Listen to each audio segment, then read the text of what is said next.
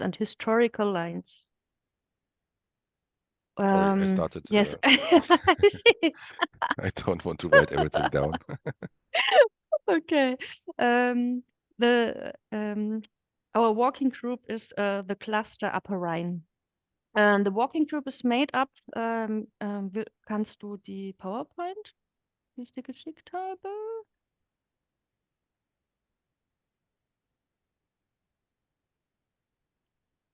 Sind nur wenige Seiten, only a few pages, but to see. Okay, the working group is made up of 13 fortress monuments, from Vauban fortresses to federal fortresses, state fortresses, objects of the Maginot Line, the Westwall and Cold War bunkers. Du hast sie aber, oder?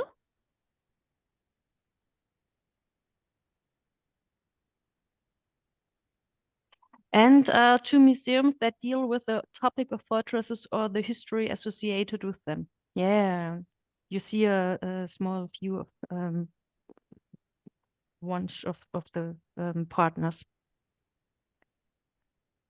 The history of the fortifications constructions on the Upper Rhine stretches from simple wooden, the next slide please, wooden fortifications and earthen ramparts thousands of years old, to Roman forts in the limes, to medieval castles and city walls, which were followed by fortified castles, fortified cities and powerful fortifications systems with the introduction of firearms. The 20th century brought reinforced concrete and with it bunkers, gigantic defense lines and the nuclear bunkers of the Cold War. The fortifications left behind are now an impressive piece of Central European cultural history and form the basis of the cross-border cooperations in the Upper Rhine region to research and explain the common fortifications heritage and to preserve and present its appropriability for future generations. Over the past decades, it has not always been easy for fortifications to be preserved as more important. For a long time, they were not worthy of being valued.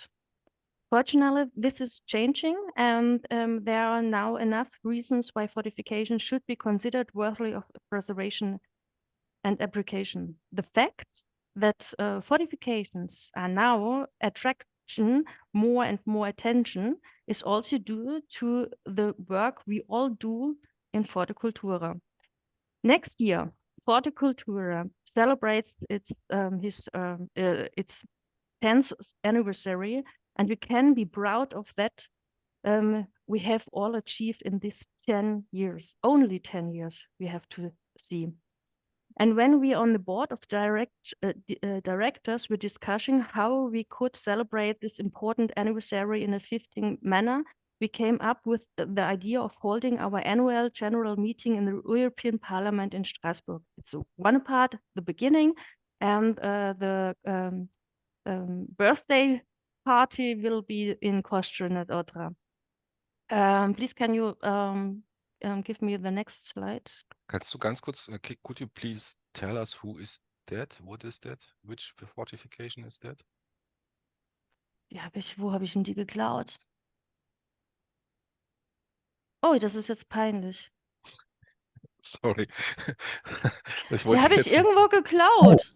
Schaut wie Weißenburg aus. Ja, ich wollte gerade sagen, das ist nicht Oberrhein. Ja, nee, es ist nicht Oberrhein. Okay. Warum habe ich denn die da drin? Alles gut. Die habe ich, glaube ich, von dir übernommen. Oh. Nein, okay, gib mir die Schuld. Alles klar, kein Problem.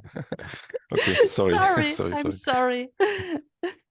I make it for 20 minutes. I finished the PowerPoint. Okay.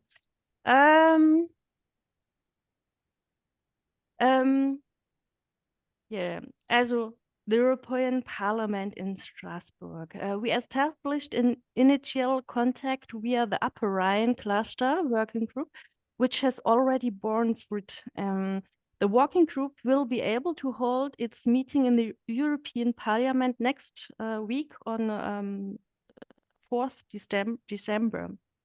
Thanks to this contact, however, we were also able to announce that we would actually be able to hold our annual general meeting in the European Parliament in Strasbourg. On behalf of the entire executive board, I can therefore already invite you and to the 2024 Annual Congress in Strasbourg from 10 to 12 April. On 10 April, the general meeting will take place in the afternoon, and afterwards we are planning a program to the city of Strasbourg to get to know the city a little better. Our annual conference, to which we are again inviting other interested parties and experts, will then be held on 11th April in the European Parliament. The theme of the 2024 annual conference will be Culture, Heritage, Fortress, Monuments, and the Democracy Movements in Europe. Lecturers and the history of European democracy will be invited to speak, as well as those fortresses that are already working in the field of fortresses in democracy, or are planning to do so. So if you anyone knows a good contact or would like to say them themselves, please get in touch with Dirk or me and me. However, this year, as we have to finalize the program in January or February, normally in January. And to make sure we don't miss out on the cozy side, we will be offering a dinner together that evening. So you can take the next slide, please. I would show you how nice Strasbourg can be. It's not only the parliament, so you have the old town, and we will have a nice trip also in Strasbourg too. On Friday, the 12th April, we will then offer an excursion to interesting fortifications in the Strasbourg Kehl region with many new and impressive insights. As you can see, we have a lot planned to not only celebrate our past 10 years, but also to gain the attention in Europe that our fortifications, whether small or large, now or still unknown, deserve, as it is our European history. We, the board of Forte Cultura, but also in the Upper Rhine cluster, would be delighted to welcome you all in person next year in Strasbourg. So, yes.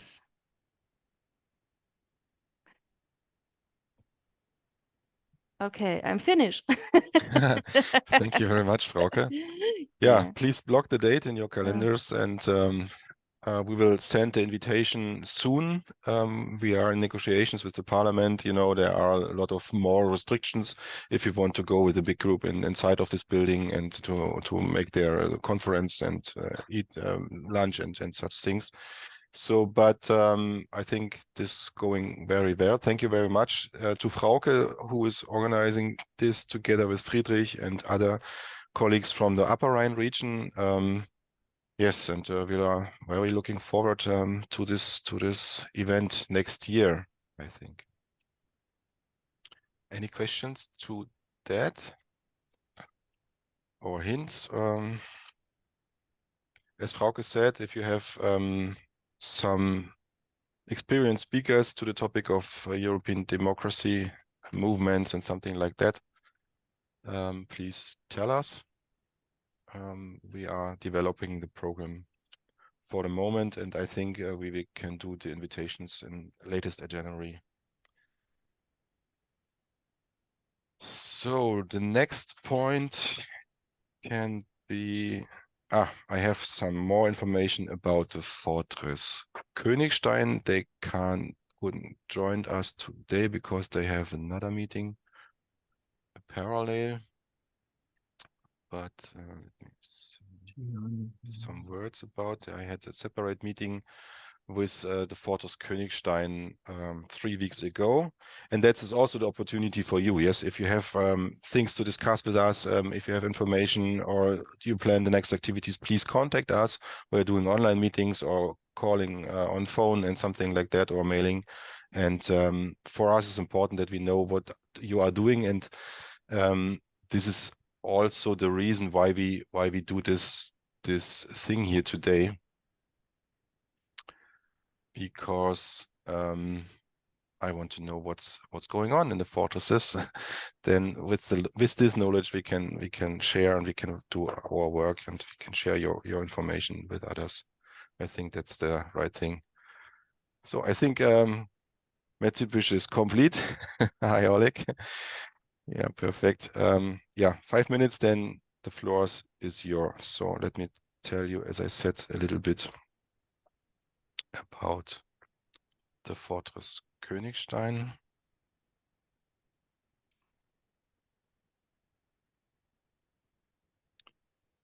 Here it is. Königstein is at the Elbe River in the center of the cluster of Elbe fortifications. Sorry, here, Thomas, the Fortress Józefów is in the beginning of the Elbe River here at the Czech-Polish border. It's also a member of this cluster, but it's an older card, an older map.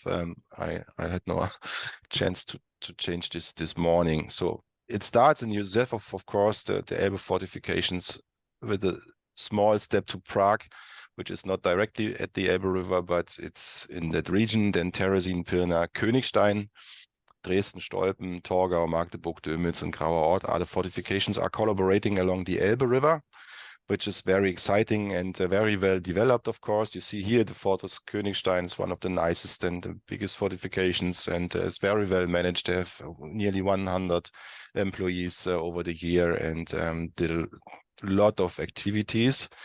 And in continuation of this democracy topic, during our AGM and annual Congress in Strasbourg, Königstein will do a week of democracy. And they have a special exhibition about that, because in Dresden there was in 1849 the Dresden Rebellion for democracy. So it was the beginning of the democracy movement in Germany, and the Fortress Königstein was involved in such activities. Then later on, August Bebel was a prisoner at the fortress, and in this context, the Fortress Königstein will do a special exhibition about the development of democracy in that region. So I think it's very interesting. It's that we continue also with the topic from our AGM then to other points, and it's also the idea that we're doing during the week of Europe, the European week. It's the first week of May usually, with the European Day at 9th May, I think, to continue also maybe with an online workshop on the topic. So that's the planning.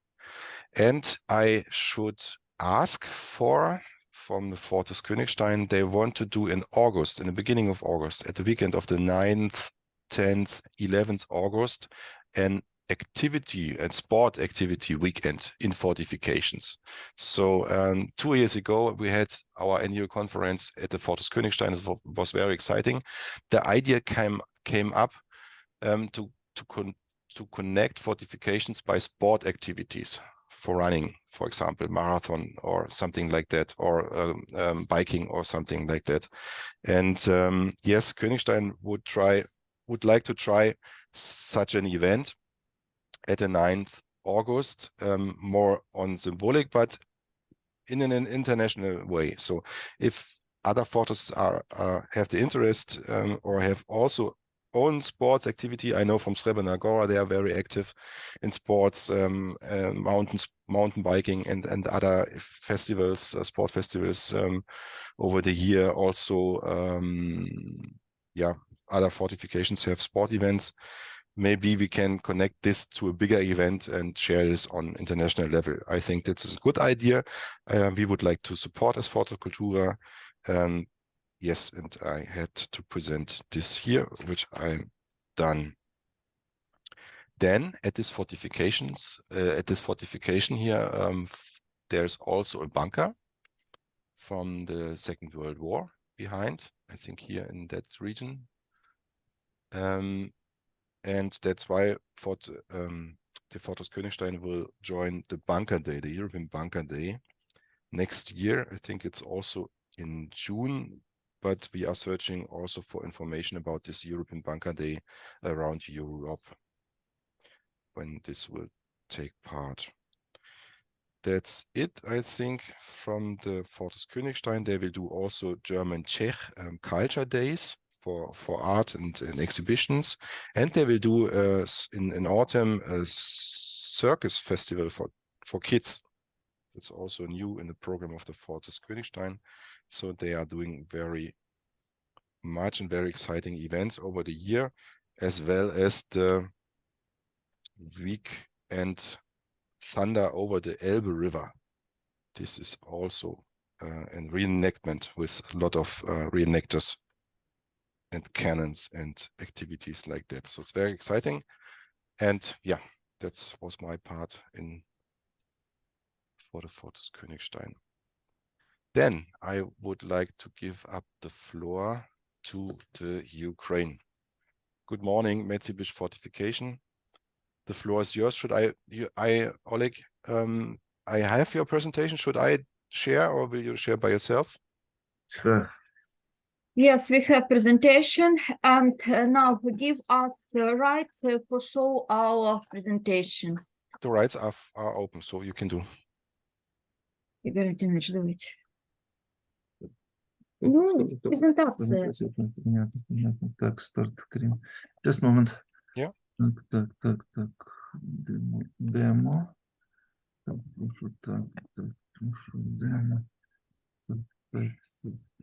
Так. With beginning. Так, сейчас. Так. It works. Так. Nice layout. Just a minute. Так. Okay. You're welcome. Good day, my friends, my colleagues. Good a minute? Yeah, go ahead. Okay. Well, beginning. Please. Да. Ну, следующий слайд. The next. Так. Ну, Татьяна, читай. Medžibiš Fortress is located in the west part of Ukraine. It is situated 360 kilometers from Warsaw, Poland, 800 kilometers from Vilnius, Lithuania, and 330 kilometers from the capital of Ukraine, Kyiv. At the same time, Medžibiš is not far from the big regional center, Khmelnytsky city. Please, we see your screen, but only the first slide. Только первый слайд бачить. Так, що так я не розумію, в чому справа. Так, у нас слайди. Maybe you have shared the wrong screen. Так, I see your screen. Так. Ні. Тетяна, перекладай, що він дуже. А вони бачать тільки перший слайд. Я знаю. Так. Ще щось говорю. Окей. Пробуйте відкрити сам екран, а Yeah, не... yeah. Намагаємося. Yeah, We perfect. try. No, it works. Now it works. Are you see now? Yes, I see your picture with the now the flag. Now, yeah, it works. Так, yes. Do you see the map? Yeah. Okay, the next Thank slide. you. Yeah. The Medžibiš has a very rich history of fortifications. At first, this is our fortress. It is the monument of fortification from 12th to 19th centuries, and on the picture you can see our inside and outside fortification, and Куда? Что ты лезешь? Да. Игорь Ильич. Besides the fortress, near it there is some another places. On the banks of the Southern Book River, there is a hill fort Kudin. It was built in 12th centuries. It is the fortification of Kievan Rush. And not far from Medjugorje, there is one more fortress. It is Zamok Rakoči. And in As a fortification. and as a fortification of the 20th 20th centuries. And that's why Medjugorje is unique microregion. It provides an opportunity to get acquaintance with various types of fortification from the 12th to 20th centuries. So on the base of Medjugorje fortress, in the beginning of 20th centuries was formed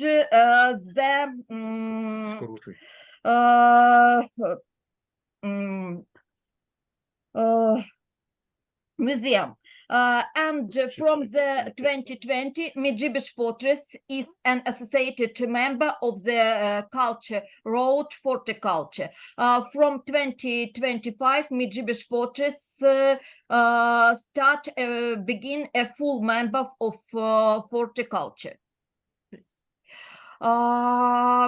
Cooperation with Ukraine for heritage and place is one of the project of horticulture, and it started with the beginning war conflicts with our neighbor Russia.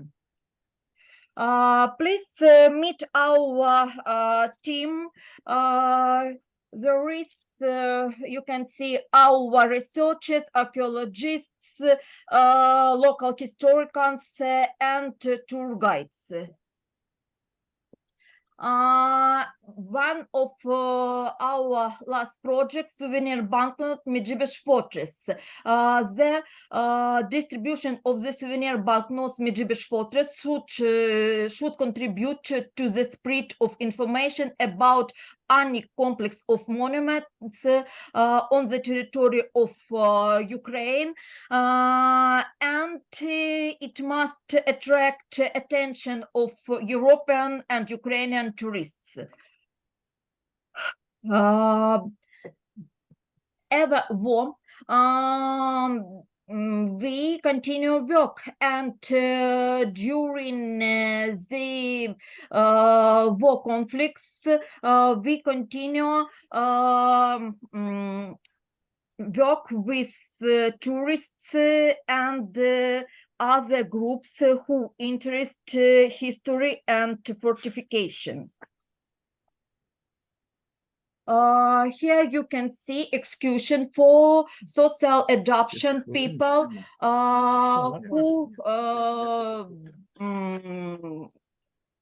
who victim from war actions. Now you can see aid to citizens affected by Russian occupation.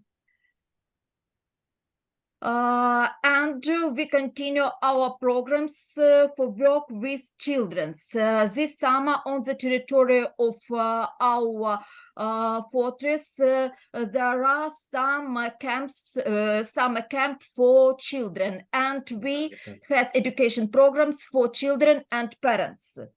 And you can see the children that sit inside our fortress during 8th raid. In 2023, we again start our program for work with students. 6 universities underwent archaeological practice in Medjugorje Fortress. And we again start work, scientific work, 3 scientific conferences online and offline, and 5 scientific seminars were held in the Medjugorje Fortress this year.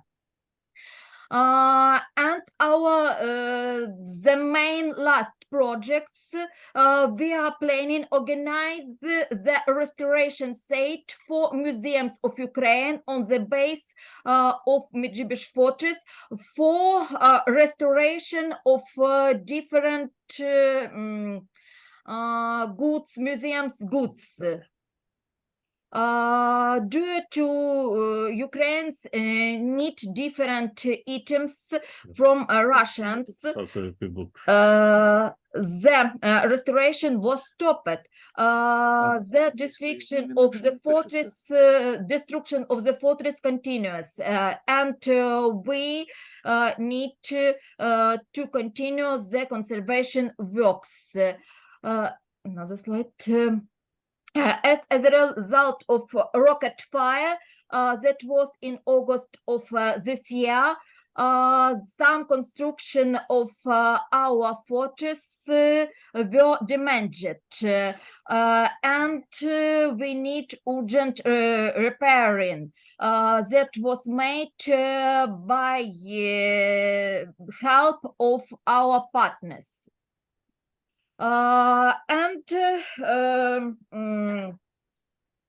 Necessary. To register the extremal seismic impact on construction of the fortress, it is necessary to purchase and install a complex of seismic recording equipment.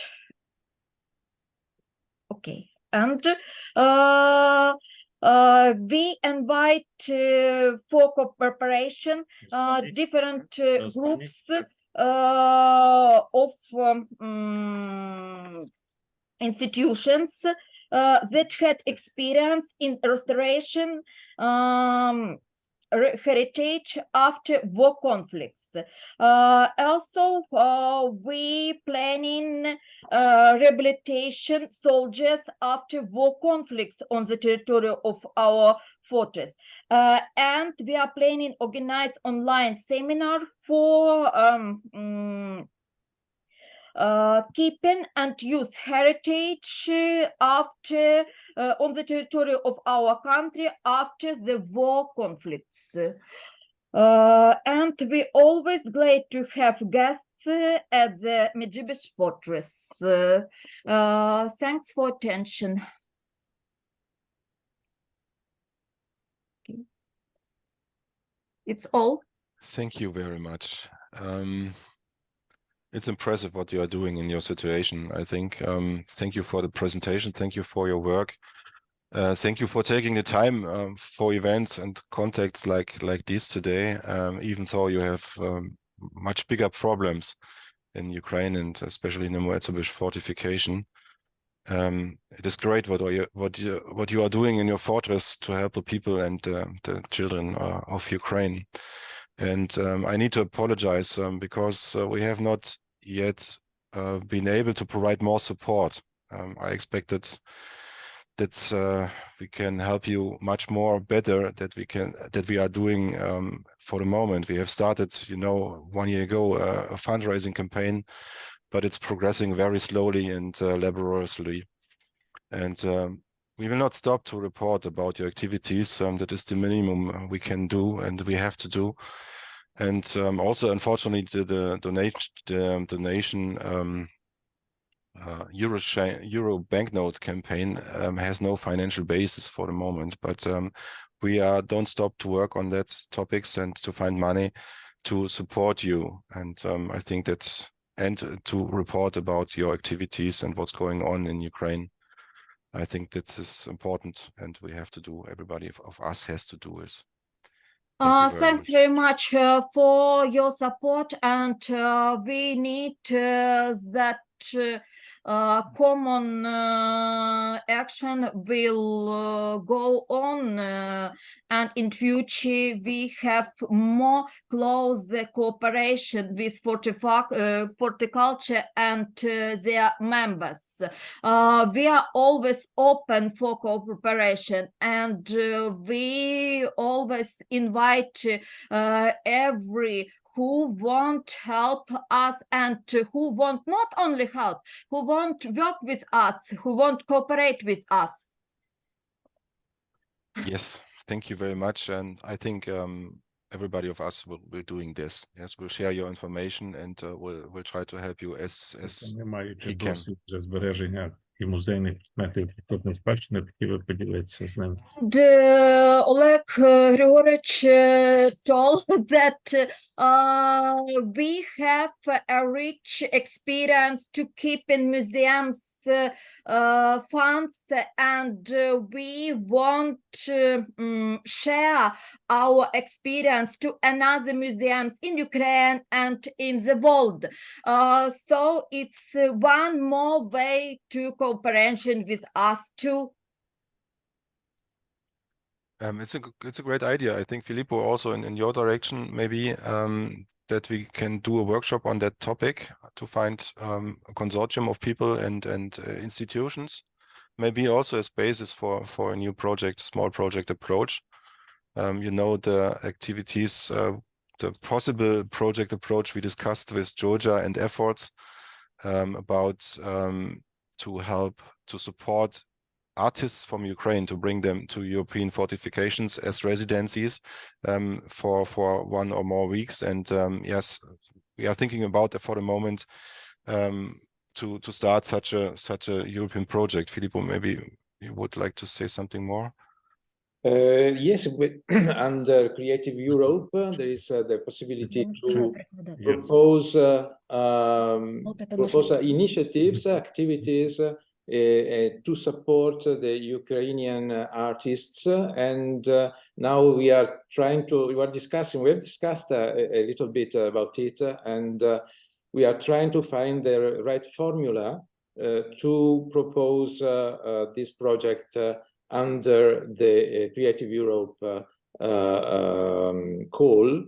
It is not easy for the moment, because it is important to find the right way to combine support and artistic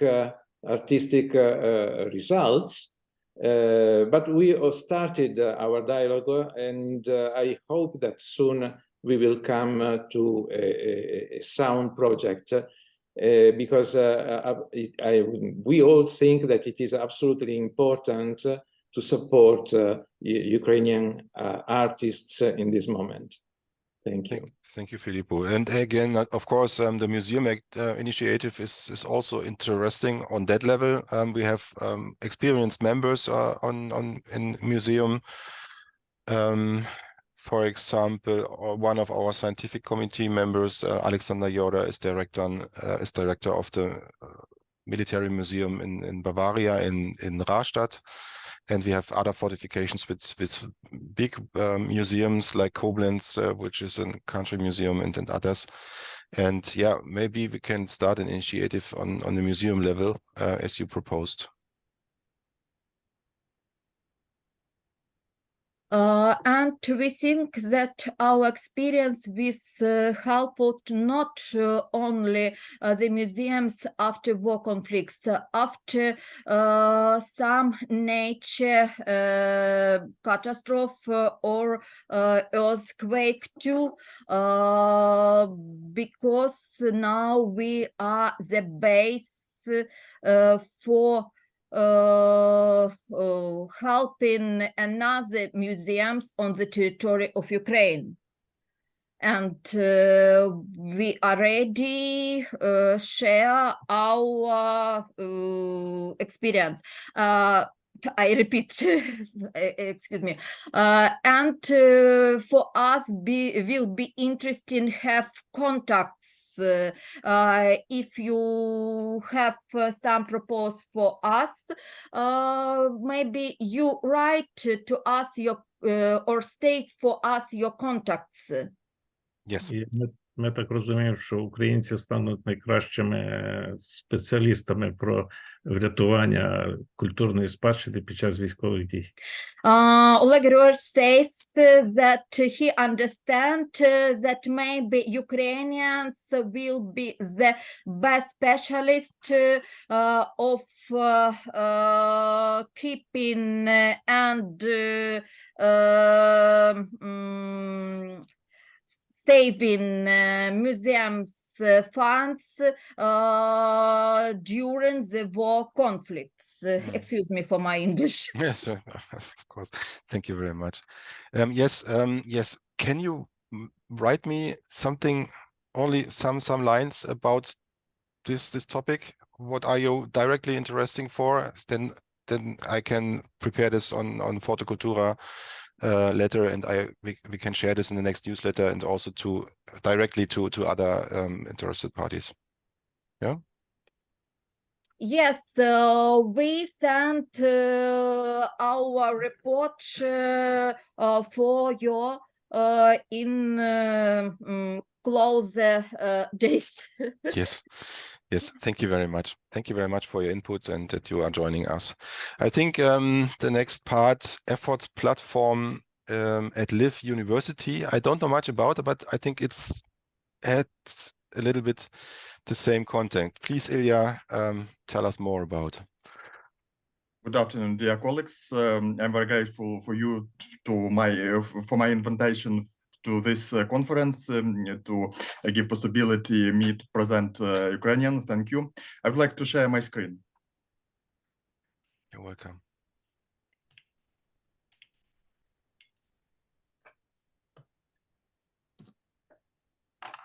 Could you see? Yes. Good. So let me introduce myself. My name is Ilya Litvinchuk, and I am architect, conservator, and researcher of cultural heritage in Ukrainian, especially historic fortifications. I am a researcher in the Department of Architecture and Conservation in Lviv Polytechnic National University, and I am a PhD student of this department. And my field of my research is Ukrainian fortified cities in medieval time and early modern period, from 13th to 18th centuries. And this is some of objects which I research. By the way, this is Medjibish in the early 18th century, and which were preconditions which preceded this topic. In August, we have a meeting in our institute in Polytechnic Institute of Architecture and Design with General Secretary of Efforts, Rafael Dero. He visited our institute, and we discussed about future cooperation between Ukrainian and European experts of fortifications. And after this meeting, we decided to create a platform in Ukrainian which will combine all experts who research fortifications in Ukrainian based on in our university.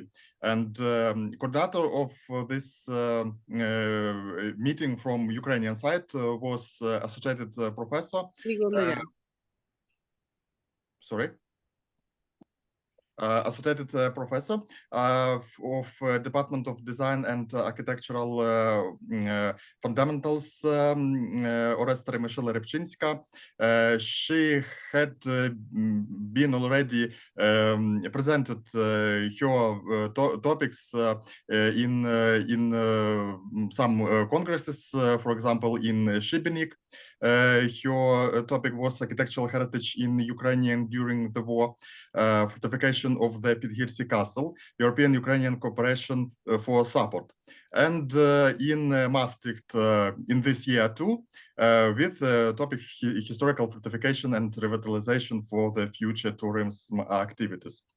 And after this meeting, we collect a small team, which consists of young researchers, PhD students, and professors of our university. I told about myself, and here's my colleague, PhD student too, Kalina Gavrilyev. She researched Ukrainian castles, which preserved now in ruin conditions, and how to reuse them, how to preserve and reuse them.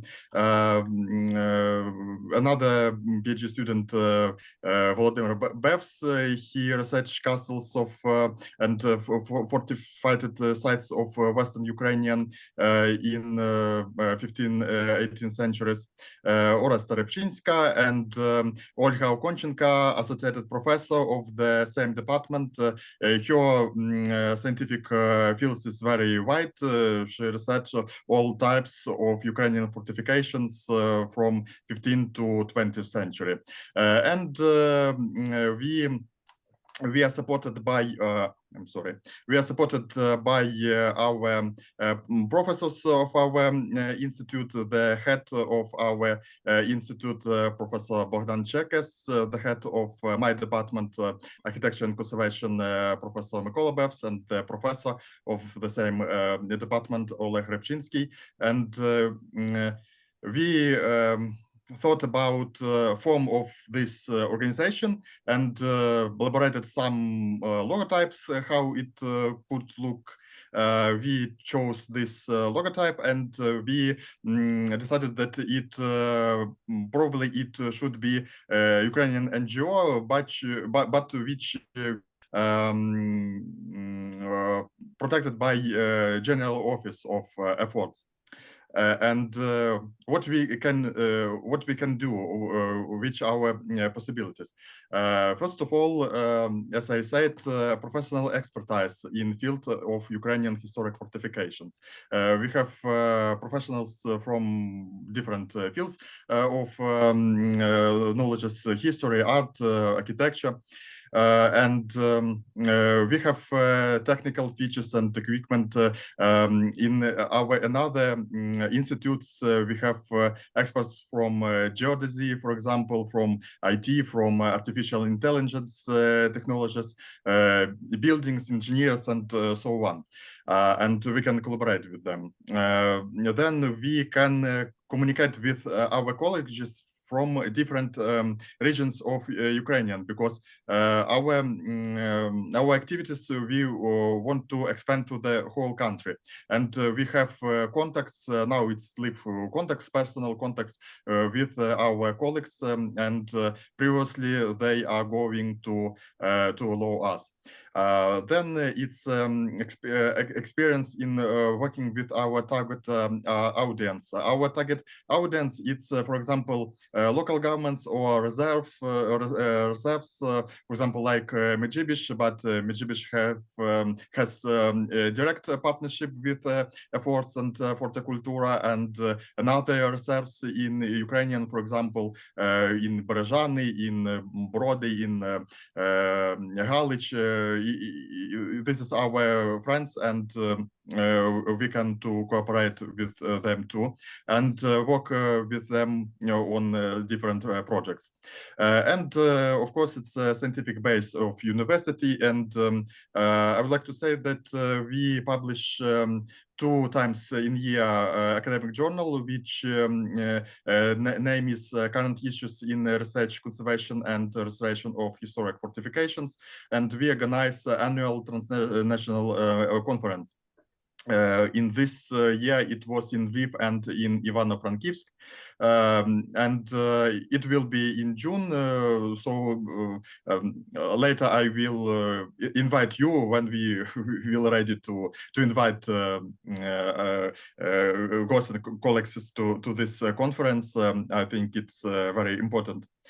But which problem we have to solve to create this platform in Ukrainian? First of all, we received signals from our European partners that the most part of our partnership will be after the war. But the truth is that nobody knows when the war will stop, and we have to work now in this situation. But this position I will illustrate by example in the next slides. Then we unfortunately in Ukrainian we haven't free good grant managers. So good grant managers always are busy, and but in our team we haven't person who can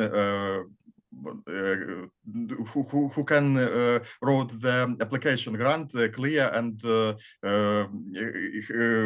professional. So we need to have partnership with some European organization who have experience in this, who can make consultations for us and so on. For example, we applied to Creative Europe 2 times, but it's very complicated task was. So we didn't score points to win this grant, unfortunately, but idea was great.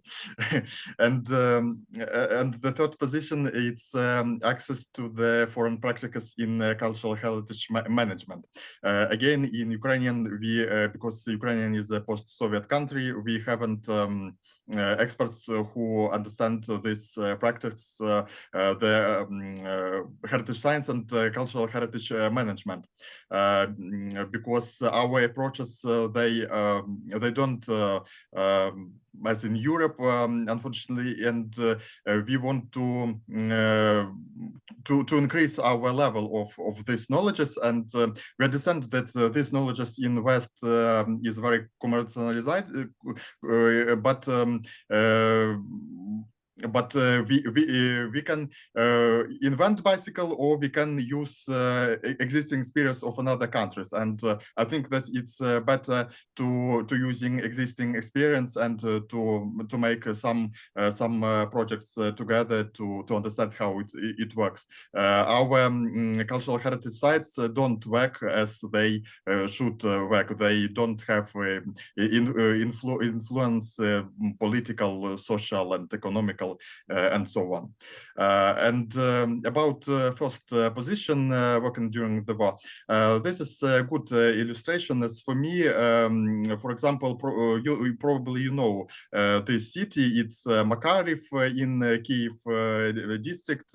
It was captured by Russian forced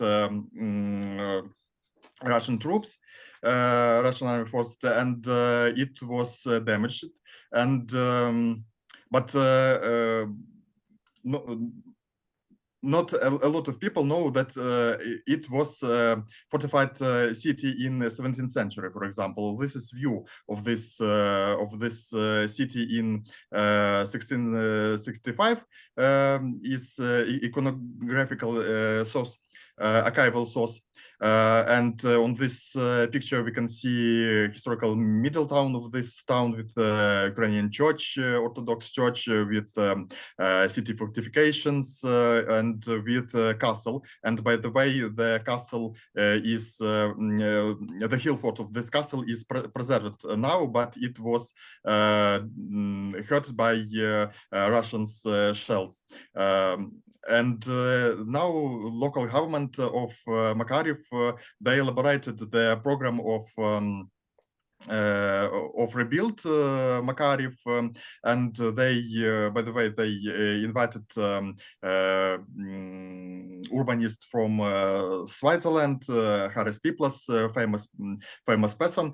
But in this concept, they don't consider this historical context, this historical heritage. But it's as for me, it's very important, because a lot of Ukrainian cities, which we can see in war chronicles, in briefs, they were historical fortified cities in 16th, 17th, and 18th centuries, and it's very important for us, for experts who research fortifications. But our urbanists, they unfortunately they don't understand it, and they don't speak about it. For example, on this map, Guillaume Levasseur de Beauplan map, we can see the same quantity of cities. It's, by the way, Kiev district, same quantity of cities and rural settlements, and it's clear that in cities, the population in cities is more than in rural settlements, in villages. So Ukrainians in early modern period was high urbanized civilization, and it's very important, because Russia propagandas, they don't speak about it. They decided that Ukrainians are provincials, and it's so one is another question. Some conclusion which which I would like to pay your attention, that Ukrainian historical fortifications are markers of Ukrainian national identity. They present a high European level of technical development of society, and Ukrainians as skilled engineers, builders, architects, and canonists. The Soviet propaganda worked hard to devalue this Ukrainians' image and destroy the cultural heritage monuments connected with this. And which we are going in the nearest time. First of all, it's my idea, if we are experts who can make a strategy how to manage this fortified sites in Ukraine, we have to make inventory of these sites. We have information, because, for example, now I don't know in which conditions are situated monuments, fortified monuments, for example, in East Ukrainian or in South Ukrainian, because I don't research them. But we can create IT tool. It could be online tool to collect data about this fortified sites, and put some indicators, for example, technical condition, for example, the level of their research, level of preservation, and contemporary using, and so on, and then make to analysis how to define the needs in different regions in Ukrainian, and how these needs we can solve, for example. Then we will work on building the networks of experts from the whole Ukrainian. I said about it. Then we will organize, and we would like to take participation in summer schools, for example, like in Šibenik in Croatia. For our students, it's a very good solution to exchange the experience and to feel that holes in our knowledges, how to manage our heritage, for example, so on. And we will organize this conference, current issues of research and conservation of historic fortifications, in June. I said about it, and information about it I will share with you. We will be very happy if you will join to this our conference. And in conclusion, first position I have already said. Again, Ukrainian fortifications as part of our heritage are a powerful resource for future post-war rebuilding of Ukrainian, and this fact should be taken into account. In Lviv Polytechnic National University, there are enough experts to organize a Forte platform in Ukrainian to develop the network of partnerships and to connect key actors in preservation of certifications for the whole country. So thank you for your attention. Außer diese Ehrenamtskarte, Kindertickets und Geschichte mit Pins. Okay. So habe ich es jetzt mal gerechnet. Noch jedenfalls. Thank you very much, Ilya. Wen haben wir jetzt noch im Hintergrund? Mikro aus, bitte. Can you stop sharing? Yeah, exactly. Thank you very much, Ilya. Really, I'm thankful to have this presentation because now I see concrete topics and issues. Daniela, I mean, to work together, because Forte Cultura is, of course, researching fortified sites in Europe and collecting on a tourism view. So we have to know what is there, in which condition, who's working there, when it's opening times and all that stuff. We have after the war, of course, but this inventory you mentioned, we can support, of course, from our side. And I don't know if you know the fortress portraits we are doing for our members.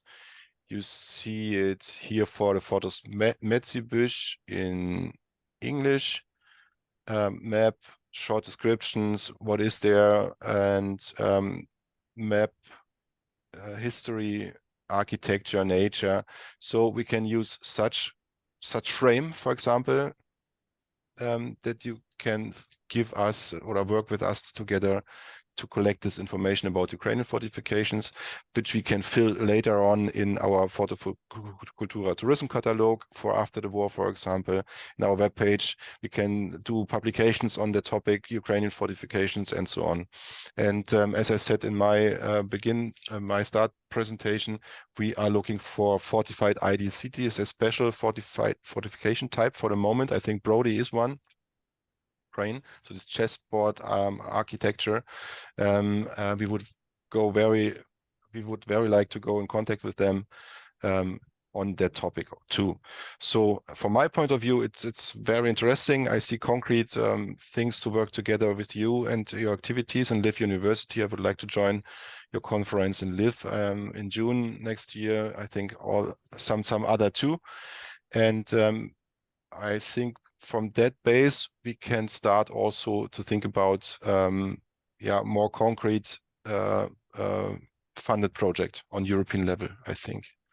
So yeah, Filippo, thank you for support. Yeah, you're welcome. I think it's important. You know, I'm also a board member of Efforts, so we are in close contact with Raphael and also, of course, with Olga. And as I understood right, you are now the first contact for Ukraine contacts. Yeah, so everything goes via Lviv to the rest of the Ukrainian network, because that was one of the hardest point in the past, the last 1.5 years, that we don't have concrete partners who can we direct our requests, for example, on collaboration proposals. We have the Fortress Metzibusch as one high tower, of course, but there are much more. And if we have now a coordinator in Lviv who is connected and experienced, it would be a great progress, I think. Yes. Anybody else? Comments to the topic? I would like to add, I saw that there is a request of support for grants for projects that would like to apply to European Union calls. We would like to help and to support projects. If you have ideas, if you have concrete projects to submit us, we will help to create a partnership, to create the application form and to work together. So this is something that we can do. And also, if you like, we can organize an online workshop to explain about projects, about calls, about let's say how to build projects that can positively apply to European funded programs. Later, I will explain about the new European Bauhaus, and the same can be done on other programs. So we are open to collaborate, of course. Thank you. Thank you very much. And maybe another idea I came up just now, Marcin Gorski from Warsaw Technical University of Warsaw is doing with his students excursions to fortresses in Europe, and yeah, to research on topics of architecture, nature, and so on and so on. And we did this 2 years ago in Dömitz with a group of students from Warsaw, and it was very exciting results. I think we can think about to do this also with students from Ukraine, because Polish and Ukraine is very close language, and yeah, maybe also funded by Erasmus Plus or other things could be also a good idea. Yes, it's a good idea. So I quickly show myself. I thought the same. This year we are working with students again in a Polish fortress, but also a member of Forte Cultura fortress modeling. But I think we can try to look for some cooperation with Ukrainian students. We can invite them to Poland and look for some interesting site to work together in Poland, or we can also look for some fortified place to work for students of architecture also in Ukraine. Thank you. Perfect. Thank you. Thank you very much. Let's do a short coffee break, 10 minutes, and then continue with Šibenik, right? Thank you very much for this first block, and we will see you in 10 minutes.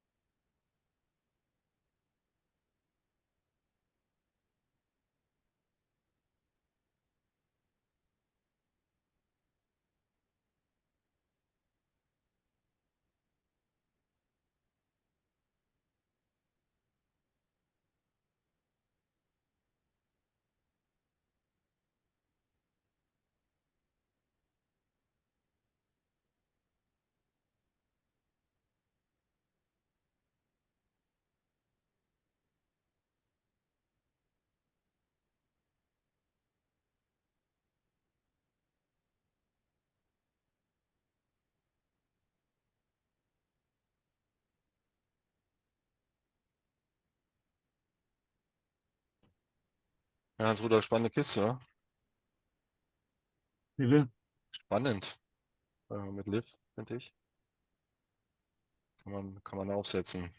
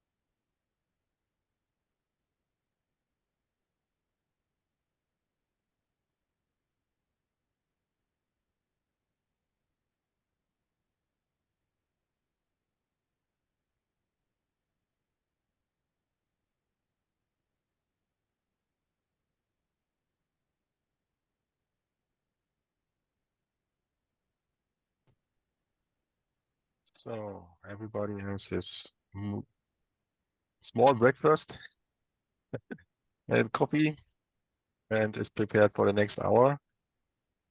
I would like to start with Šibenik on another one exciting fortification in Europe and another one exciting team to manage this huge fortification complex. I don't know who, I think Ivana will start with the Yes, it's campus, me. right? Okay, Yeah, you have the floor. me on the line. So once more, good morning, everyone. My name is Ivana Lucev. I'm from public institution Fortress of Culture Šibenik, and I'm from the Tourism and Sales Department. So it's great to see you all today here. And I want to thank you, Dirk and Forte Cultura, for inviting us and for organizing this online meeting. So I'm also glad to see some familiar names and faces. Hello, Filippo and others.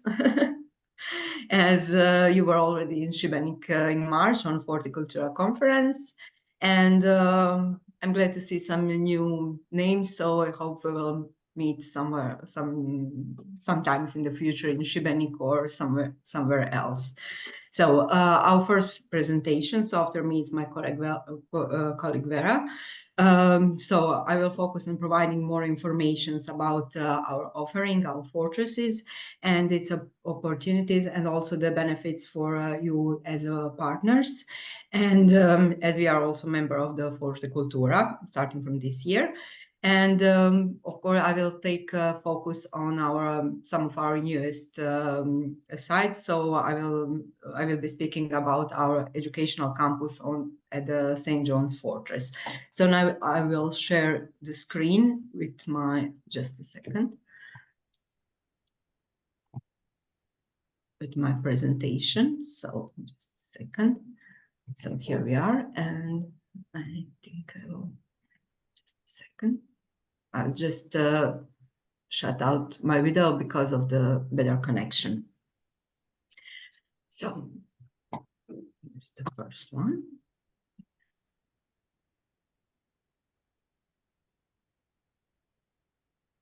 So for those who are not familiar, Šibenik is a city located in Dalmatia, in the central Croatia on the Adriatic coast. And we are very well connected by the roads thanks to the motorway, which means that we are only a 3 hours driving distance from our capital, Zagreb. That makes us convenient car destination. So we also like to say that we are a city with 2 airports, as the airports Zadar and Split are just about one hour driving distance from our city. So in addition to this, our city is very attractive tourist destination, rich in natural and cultural attractions, which means that we have 2 national parks, 2 UNESCO World Heritage Sites. So here's the St. James Cathedral and also St. Nicholas Fortress. Here's the 2 national parks. So Krka is only 15 minutes driving distance from our city. And also the 3 mainland fortresses managed by our public institution are very interesting and significant part of our tourist offer. So few words about our public institution. I'm sure that most of you already know. So the revitalization of the fortresses has both the revitalization of Šibenik and positioned the city as a hit destination and the cultural hotspot that guarantees unforgettable experiences. So public institution, Fortress of Culture, has grown into a public institution from a small team that was brought together by the city of the Šibenik, starting from 2014 with the open of and the revitalization of St. Michael's Fortress. From that time, the city, the fortresses began the true fortress of culture, good music, knowledge, entertainment, and also the new technologies used in the interpretation of the history and new audience in the almost 10 years of our work. So today we manage fortresses, St. Michael, Barone Fortress, St. John's Fortress, so also in really exclusive venue, House of Arts Arsen, which is dedicated to Šibenik's great artistic genius Arsen Dedić.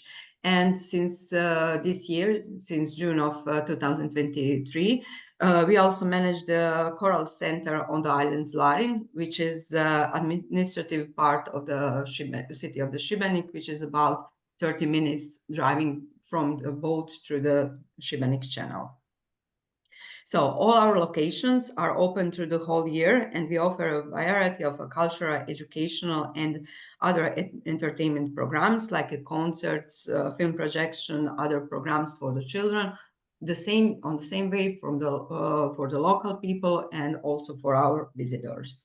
We also offer possibility of renting a space and different business and private events.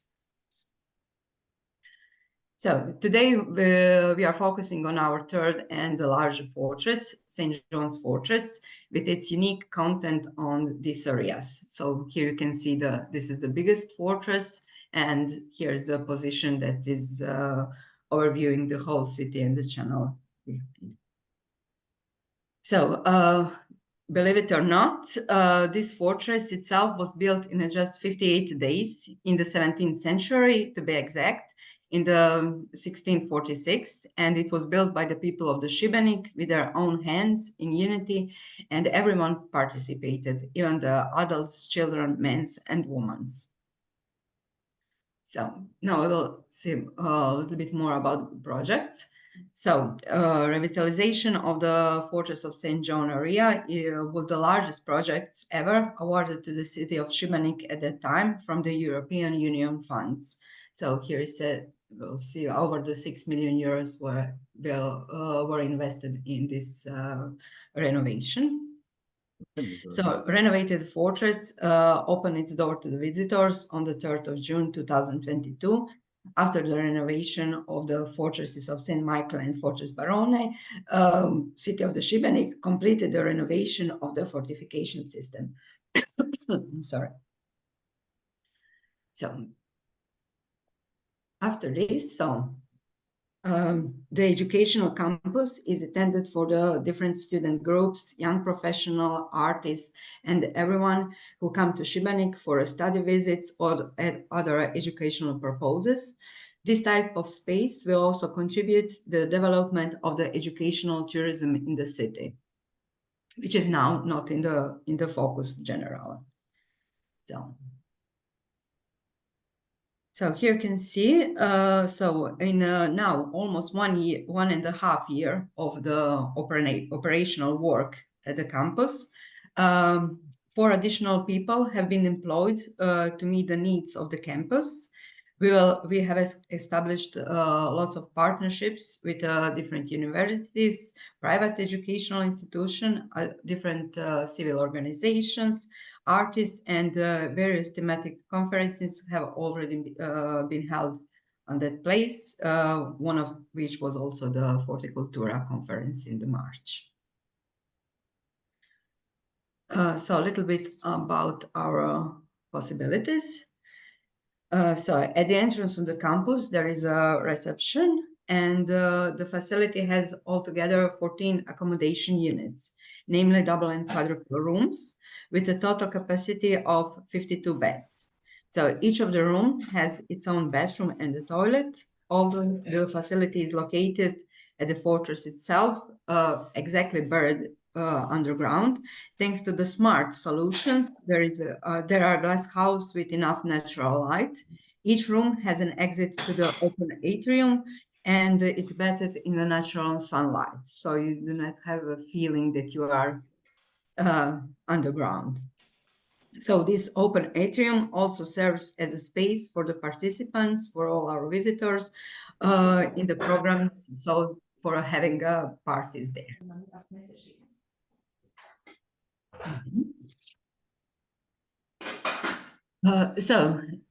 In the hall complex, there is also 3 multimedia halls who are equipped with technological solutions that support interactive learning programs. The halls are completely modular and can be adapted to all of your needs, whether there are lectures, workshops, programs, or any kind of the conferences there. So Mhm. So in the breaks from work activities, they have the entire area of the whole fortress at their disposal with sunbeds and benches from, okay, just a second, this here. That can provide an unforgettable view of the Šibenik archipelago, the sea, the channel, and there is also islands in the distance. This is especially very attractive in the sunset, but also in the sunrise if parties last until the early morning hours. So due to the specificity of the location, users have the opportunity to get away from the crowds and have a peace and space to work and engage in the various activities. We have also taken care of the fact that they have the opportunity to secure the meals so they can completely be focused on the work there. So, and I think I will be short with this, but thanks to this online meeting, so this opportunity for the presentation gave us an idea to further motivate all of you that are thinking about visiting us in Šibenik, to give you one more reason. So here we do have a voucher for the partnership discount exclusively for Forte Cultura members. So this discount will be valid for all reservation for accommodation in the fortress of St. John in 2024. So you will receive the presentation by email, and there is direct contacts for all additional questions and informations. So thank you for your attention. So I thought we have 7 minutes of this, so I was really everything fine. Thank you very much, Ivana. Thank you very much for the presentation. It's a really nice place. Everybody who've been there this year knows that, and I've been there 2 times in between. I will come back, of course. Yeah, it's a tremendous work what you've done, and thank you for the offer. Please send me the presentation, then I can share it in our next newsletter next month, so yes, that of course, all of our members have this information. Perfect. Thank you very much. Thank you. And the next one, if you stop your sharing the screen, Ivana. Yes, I will just a second. Is then your colleague Vera Jergovic? Vera is somewhere there, but I'm already online. Good morning, everybody. Good morning, Vera, with the Night of Fortresses. Well, everything is fine. Sorry to be a little late this morning, but when you have children in primary school, you never know what the morning will bring. So my name is Vera Jergovic-Bolanča, and if my Croatian name is a little difficult to pronounce, my first name translated to English means fate. I will also have to switch off the video during my presentation. We are currently organizing Advent also inside of our institution, so the network is heavily there are so many users on the network now, so the connection is not working pretty well with the video sharing. But I would like to send our warmest regards to the Ukrainian colleagues. It breaks our heart to see news about the situation in Ukraine. We had similar situation. I was 13 years old when the war started in Croatia. And now, 30 years later, I still have the feeling that the society is not fully recovered. As you could see from Ivana's presentation, so the war in Croatia stopped in 1995, and the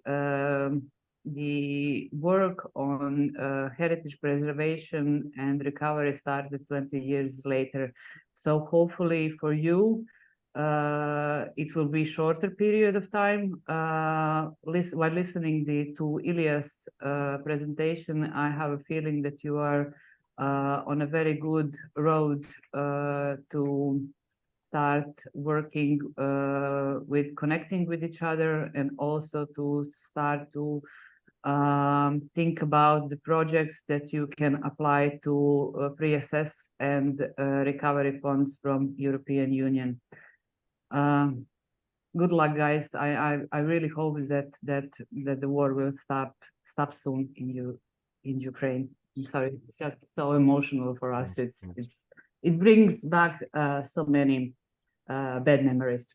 But I will try to go with the presentation now. So I will just one more thing. If my presentation stops at any moment, just Dirk, please send some kind of information to me so that I can go back to it. I'll just stop the video now and start the presentation. Just 1 second. Start video, choose, pin, hide. Just 1 second. Choose video, pin. Share screen. Where is the share Green screen? one. Down. Down. There on the Share line. screen. Okay, finally share screen. Knight of the Fortress. Thank you, Ivana. Okay, we are ready to go now. Ivana, is everything okay? You can see me? Okay. We see Yes, you. everything is okay. We see your screen. Let's see. Okay, thank you. So within the Department of International Cooperation EU funds, I'm responsible for the Night of the Fortresses project. My background is in communication, marketing, and public relations, and I think that is precisely what our story needs at this moment. So Night of the Fortresses was launched in 2022 in Croatia, Montenegro, and Bosnia and Herzegovina. And as Dirk presented us at the beginning, yes, we all are the countries of the Western Balkans, or as some call us, the poorer European cousins. But I believe that you can imagine how much funding is invested in culture and heritage preservation, and how significant the culture on the political map in this area is. The challenge is high, definitely, but we don't shy from the obstacles. So that is why, for us, it's crucial to connect and share, to create new motive for visiting fortification, and to learn from each other, in a way to build networking and cooperation between fortified heritage managers. How we grown? So, from 4 partners in 2 years, we gathered 47 participants from 6 countries. And we don't handle this alone. Our partners are from the region, colleagues from Bosnia and Herzegovina and Montenegro. In total, today we are talking about 6 partners working together under the leadership from our institution. Here you can see some images from 2002 and 2023. We try to provide both entertainment and education. Night of Fortresses raises awareness on fortified heritage value in order to create new audiences, from visitor to participants, from I will visit once to I will bring a friend. The event targets audience from 7 to 77.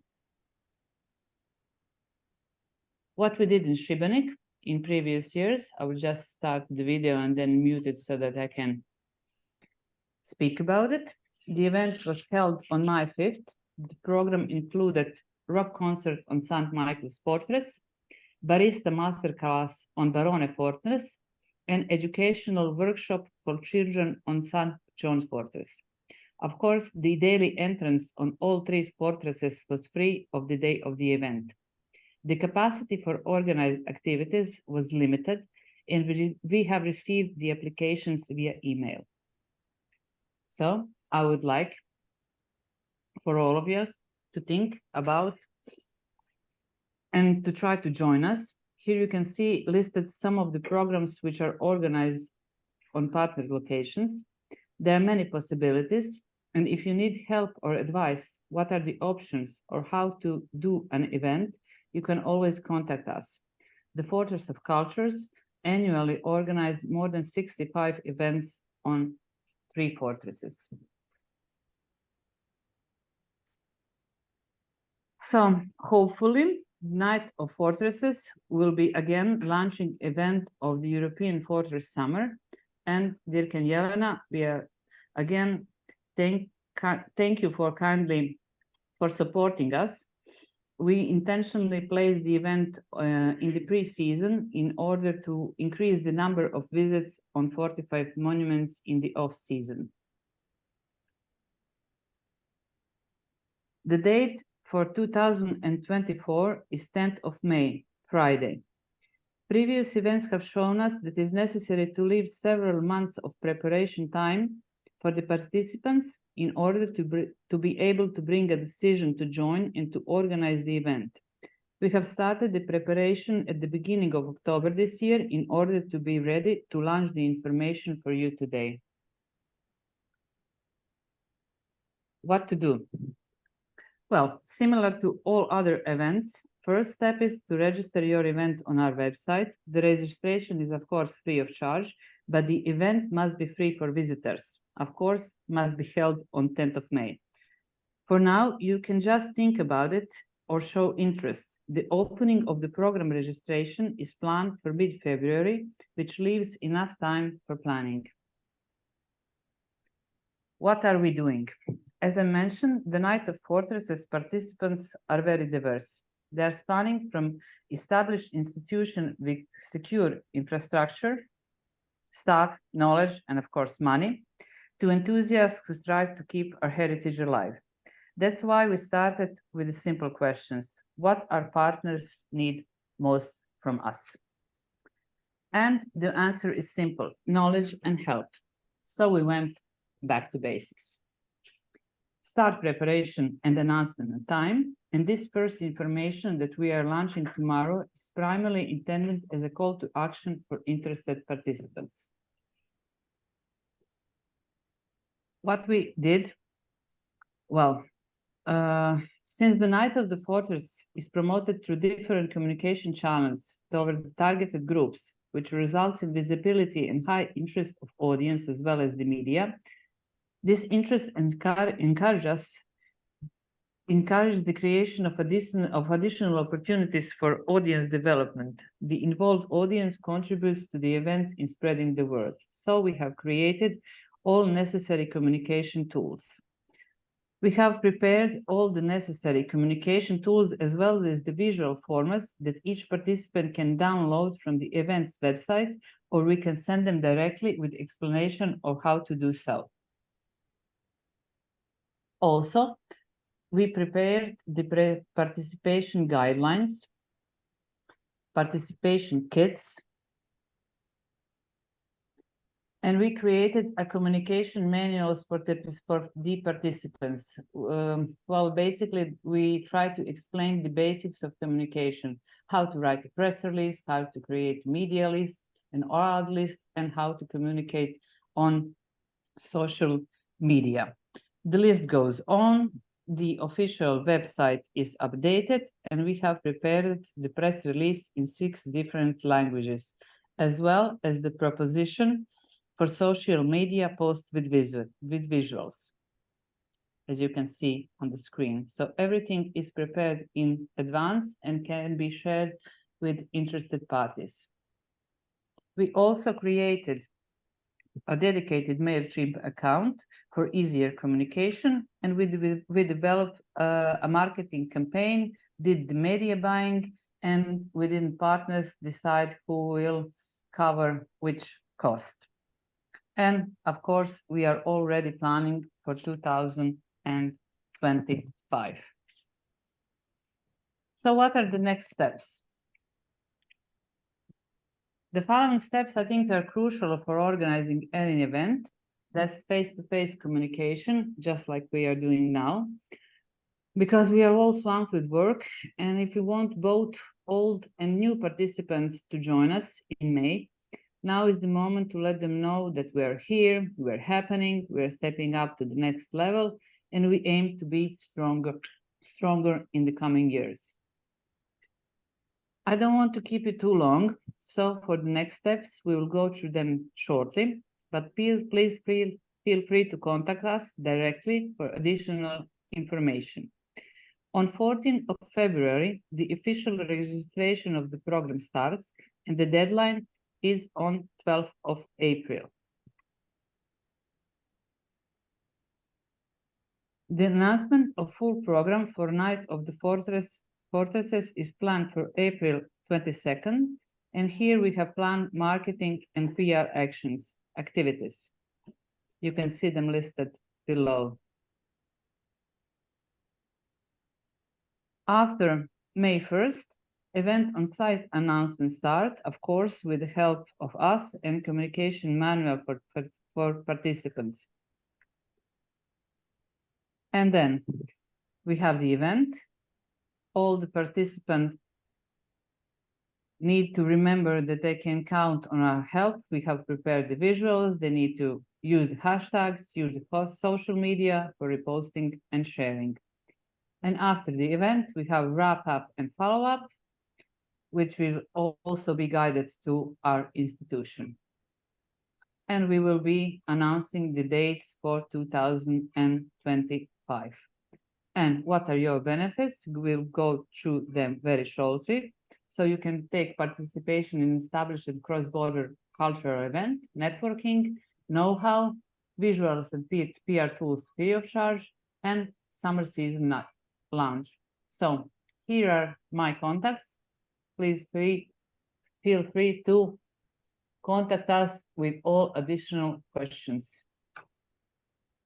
That's all from me now. Thank you very much, Vera. Yeah. Thank you very much. Well done as well. And as usual, as I see every time if I work together with you, so yeah, perfect. Call it European Forte Summer, and I will be happy. Yeah. Well, we did have the joining our event within the European Forte Summer. It helped us to raise awareness in our countries. It gave us additional PR opportunities, and I have to say that we had more than 30 news articles just with the information that the Night of the Fortress is part of the European Fortress Summer. So it is very important for us to be the part of your event also. It's like cross-border promotion for us. Yes, I know. I wanted to say the quality and the experience you have is much more higher than I have, and Jelena and I did, and together, so we are 1.5 person to running the European Fortress Summer. You have 10 people to making this wonderful Night of Fortress. We learn from you in each step and each year, and so we come all together to a better level. Of course, we will support and we will share the information about the Night of Fortresses, and yeah, the deadline of the registering is the 12th of April, which is the last day of our annual conference next year. So we can give them the last push to all of our members in Strasbourg to Šibenik and the West Balkan region. So yeah, I think that would be great because, you know, the participation can be from, you know, just free entrance on the day of the event to, you know, whatever. Yes, I think it's a great activity, and it's of course part of the European Forte Summer powered by efforts of Forte Cultura together, the big fortification networks in Europe. So, and Jelena is in preparation with all of you to integrate your information in our European Forte Summer activities and publications for the next year. That is the word, the point. Jelena should present now something about the European Forte Summer, but she is ill, and she doesn't join us today. So I have her presentation about the European Forte Summer 2023. I give you all only a small overview. What happens this year and what she prepared. You see some pictures. We had a kickoff conference in March during our annual conference and the closing conference in October at the Efforts annual conference in Maastricht, which is yeah, what we are doing each year. So next year we're starting in Strasbourg around the date of Strasbourg with the European Forte Summer. We will end up this then in Cluj in Romania during the Efforts conference there. So here are some impressions from the events.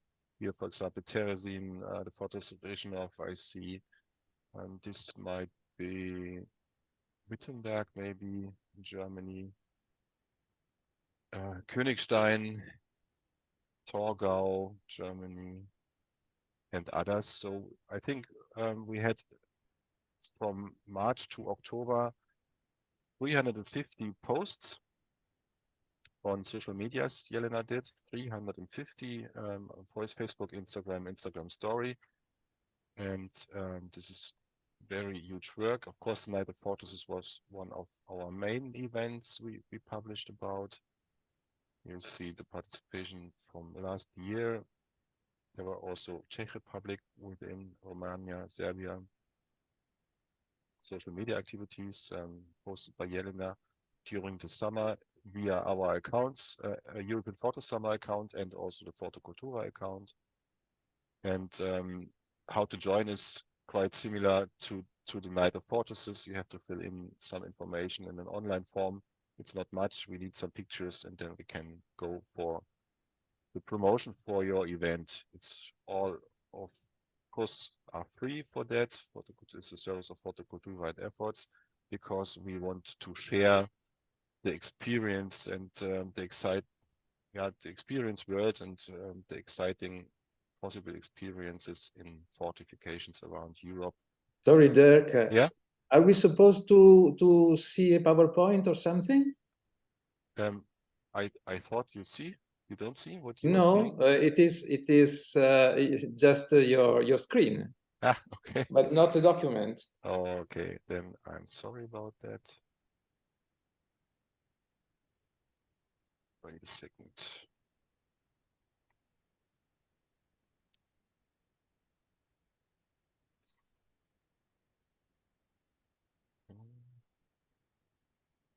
Now?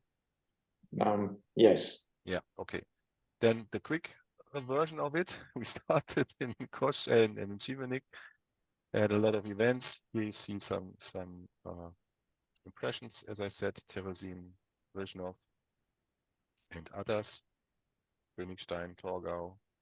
So a lot of reenactments and culture events during the summer in a lot of fortifications around Europe. I think this is Magdeburg, Hornisgrinde here at the Upper Rhine. The Night of Fortresses I mentioned, 5th May 2023 was. Here we have 6 countries joining this event. Then our social media activities, European Forte Summer Instagram account, European Forte Summer Facebook account, but also Forte Cultura Facebook and Instagram, and then also the website. How to join fortesummer.eu, as I said, some form, small form, fill in, send 2 pictures, maybe videos, something like that, and we can share your information around our networks. That's it. Of course, we are continue next year with the European Forte Summer, as I mentioned before, and the Night of Fortresses is again one of our main events. I think the European Bunker Day will be one. The International Fortress Day I mentioned before at 2nd June could be one. And all your events you are sharing with us.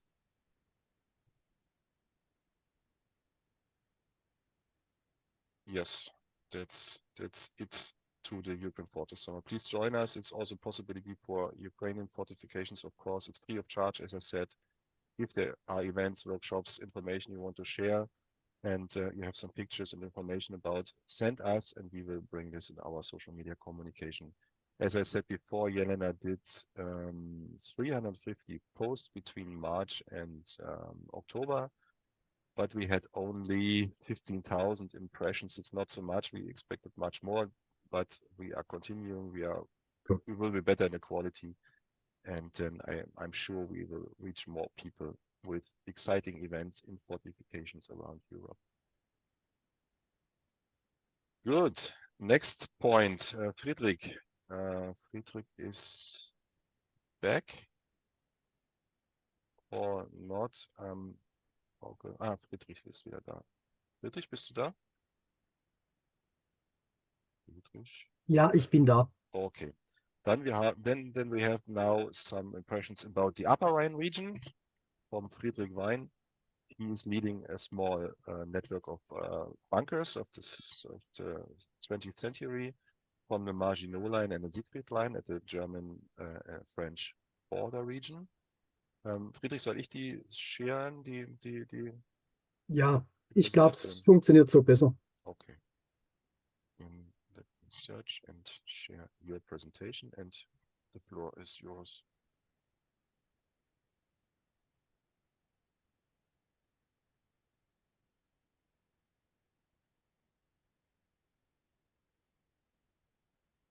Here it is. Jawohl. Okay. As I have a little bit a cold, perhaps my speech is not too loud, and I hope you will understand me either. We can hear you.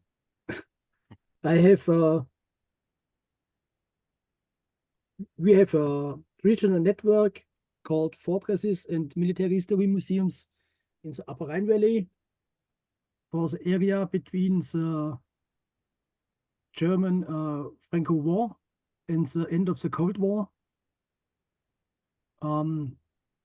These are 8 bunkers located between Karlsruhe in the north and Straßburg-Kehl in the south.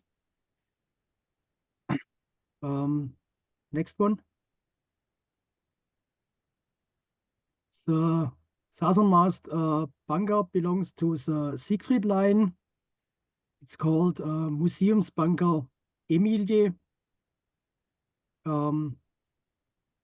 It was not destroyed after the Second World War because someone lived in the roof on the top of the bunker, and therefore this bunker was preserved and is used as a museum. It's opened about 4 to 5 times per year. Next. The second one is part of the Siegfried Line 2, but of the rear line called anti-aircraft defense line. It's a guy which is making guided tours to 11 bunkers in the surroundings of the place where he is living, in the lower valley of the Kinzig, which is going direction to the Rhine. Next. And we have something similar to the museum's bunker Emilie. On the left, you see only the bunker. And on the right, you see the same bunker with a roof. It's a special history because the bunker was part of an agricultural building, and it was camouflaged with a roof. It was destroyed in 2007, and then some nearly crazy guys decided to build this, to rebuild this roof. And this year we managed to do so.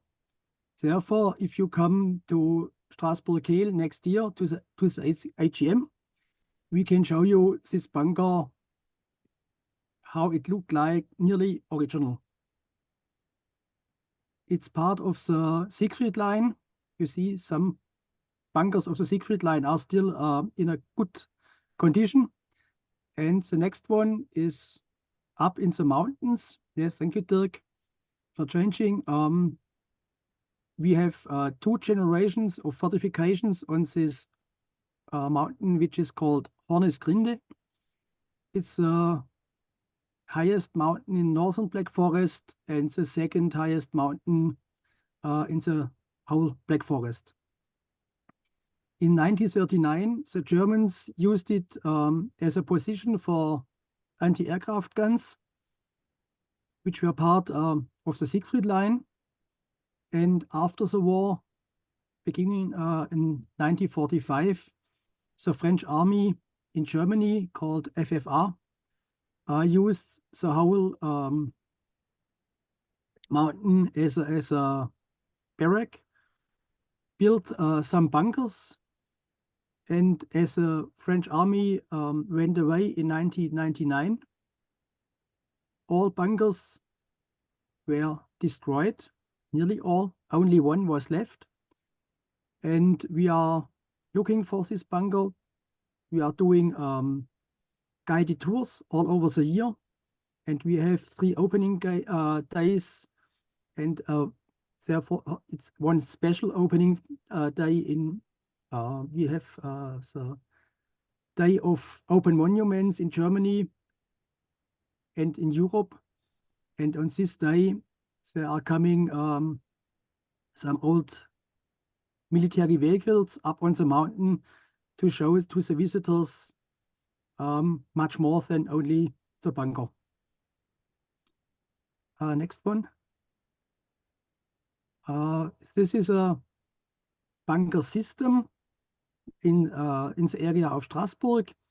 It's called Infanteriestützpunkt, a point for the infantry, a strong point. It was built in 1914, 1916, with the beginning of the First World War by the Germans.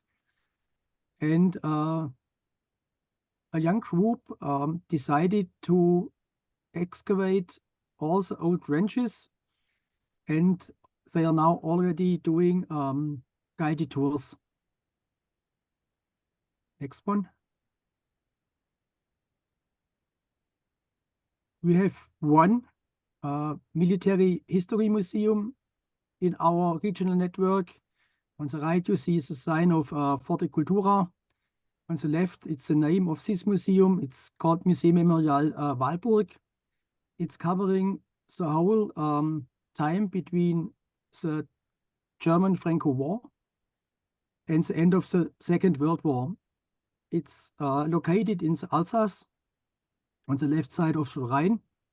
And for this region, for the Alsace, this time between these 2 wars was very difficult area, because they changed the state between Germany and France, and Germany and France 4 to 5 times only in this short period. And this museum is dedicated to this period, showing much military history. Next. The 7th is again a bunker of the Siegfried Line. It's called Sanitätsunterstand, which means it was for the wounded, to bring them undercover and to look after them. It's located in the north of Karlsruhe. It's opening every Sunday in the summer era between April and October. Next one. And the 8th and last partner is a small bunker of the Maginot Line. I think you all have heard about these large bunker systems with a lot of tunnels, which are many kilometers long. But the Maginot Line has also small bunkers like the Siegfried Line. And this is one of them. It's called Bunker PC, which means it's a bunker to lead the troops which are fighting. It has a special story for 1945 in January. It was a working place for the American army to look after their tanks, which were damaged in a great tank battle in the near of this bunker. And for example, the Museum Memorial in Walburg and this Bunker PC in Reimersweiler are making a big opening day on the 8th and 9th of May next year. Okay, Dirk, thank you. Next one. Our regional network is partner of the UA training program of efforts and Forte Cultura. We have found a partner in the ARPAT line in the Ukrainian Carpaths. We have been visitors of the Festungsforum, of the Forum de la Fortification 2 weeks ago and could represent our regional network, but we could represent the working group which Frauke Voss-Firnkes was talking about at the beginning of our online member meeting. And it was a great day for us to talk to other associations, to network, and to make things like this. Since COVID, we have established something special for the Christmas time, because we have decided to put some Christmas trees on our bunkers as a sign of hope for peace and so on. And therefore, I would like to inform you that we have another Christmas tree on our bunkers, perhaps on your bunkers too, if you would like to join us on the 16th of December this year. It's a Saturday, and it's together with the opening day of this camouflage bunker, which you saw, which took his roof this year again. And then we have now the last. I would like to invite you to the Strasbourg Kehl Area 2, to the AGM in April. And therefore, I say, see you next year in April in Strasbourg Kehl. Thank you.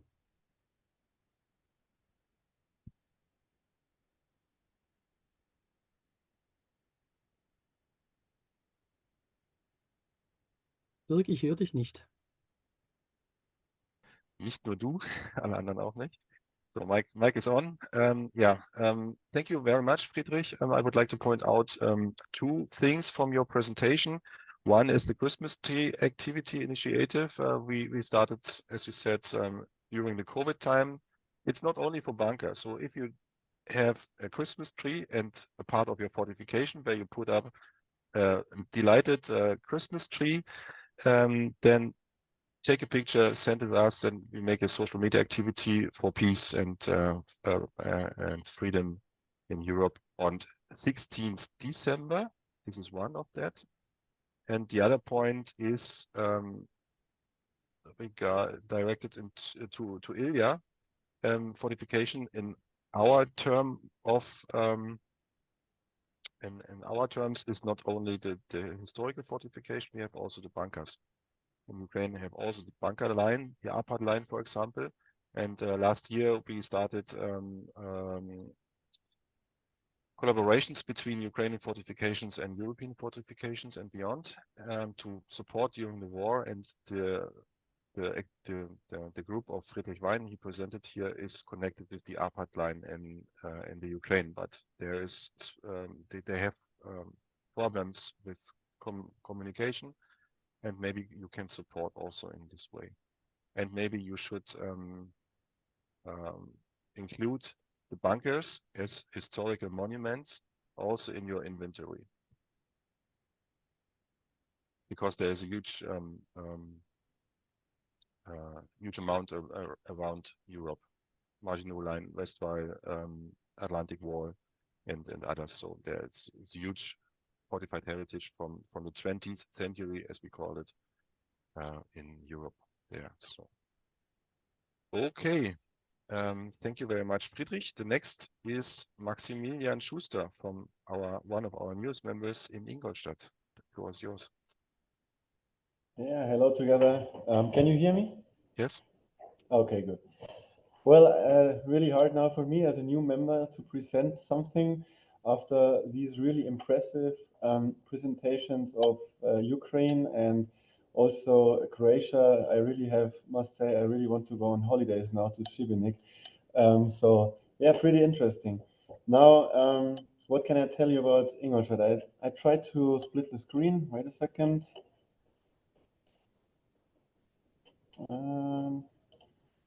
Can't split it. Don't know why.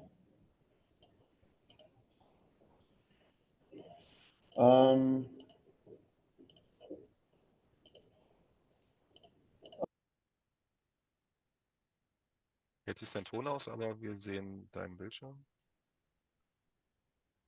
Dein Ton ist aus. Nee.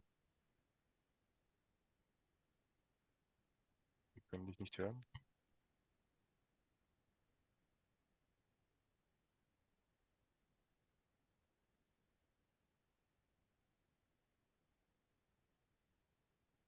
Wir können dich nicht hören, Maximilian. Microphone. Nee.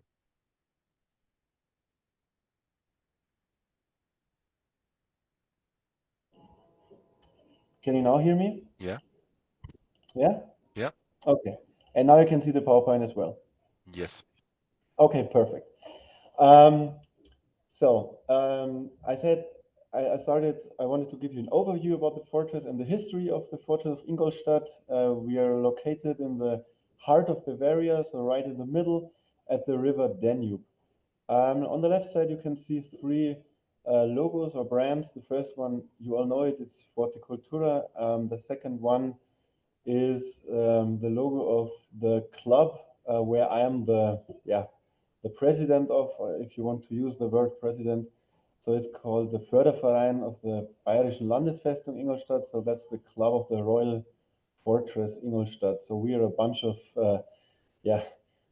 fortress loving people, and we try to support the city with knowledge and archive work and stuff like that. And we try to bring the fortress into the minds of the people and do business there. And the third logo is the IFG Ingolstadt. So this is a company which belongs to the city, and very important because from this year on, the tourist office and all the touristical programs, they belong to the IFG. So they are just organizing all the events and so on. And I'm here today also for them. So I'm speaking not only as a private member of Forte Cultura, I'm speaking for the company IFG, who is also a member of Forte Cultura. So as you can see, if you look at our city, we have got a star-shaped kind of small forest around our city. It's today used as a park. Of course, the star-shaped form is because of the fortresses which were there or which are still there. On the right side of the picture, on the other side of the Danube, you can see some fortress buildings here. I will show you in better photos soon. And also you can see some fortress buildings here in the foreground here and on the left side of the city. The aerial view of the city here is the inner circle, the inner ring of our three circles which are there, and I show you later on a map. So when is the beginning? The beginning of our defense structures was in medieval times, around the year 1250. And on the left side, you can see on the map our second town wall. The first town wall was even earlier, but it vanished today. You can't see anything left except one building, and that is the old castle here on the right side in the top right bottom corner, left bottom corner.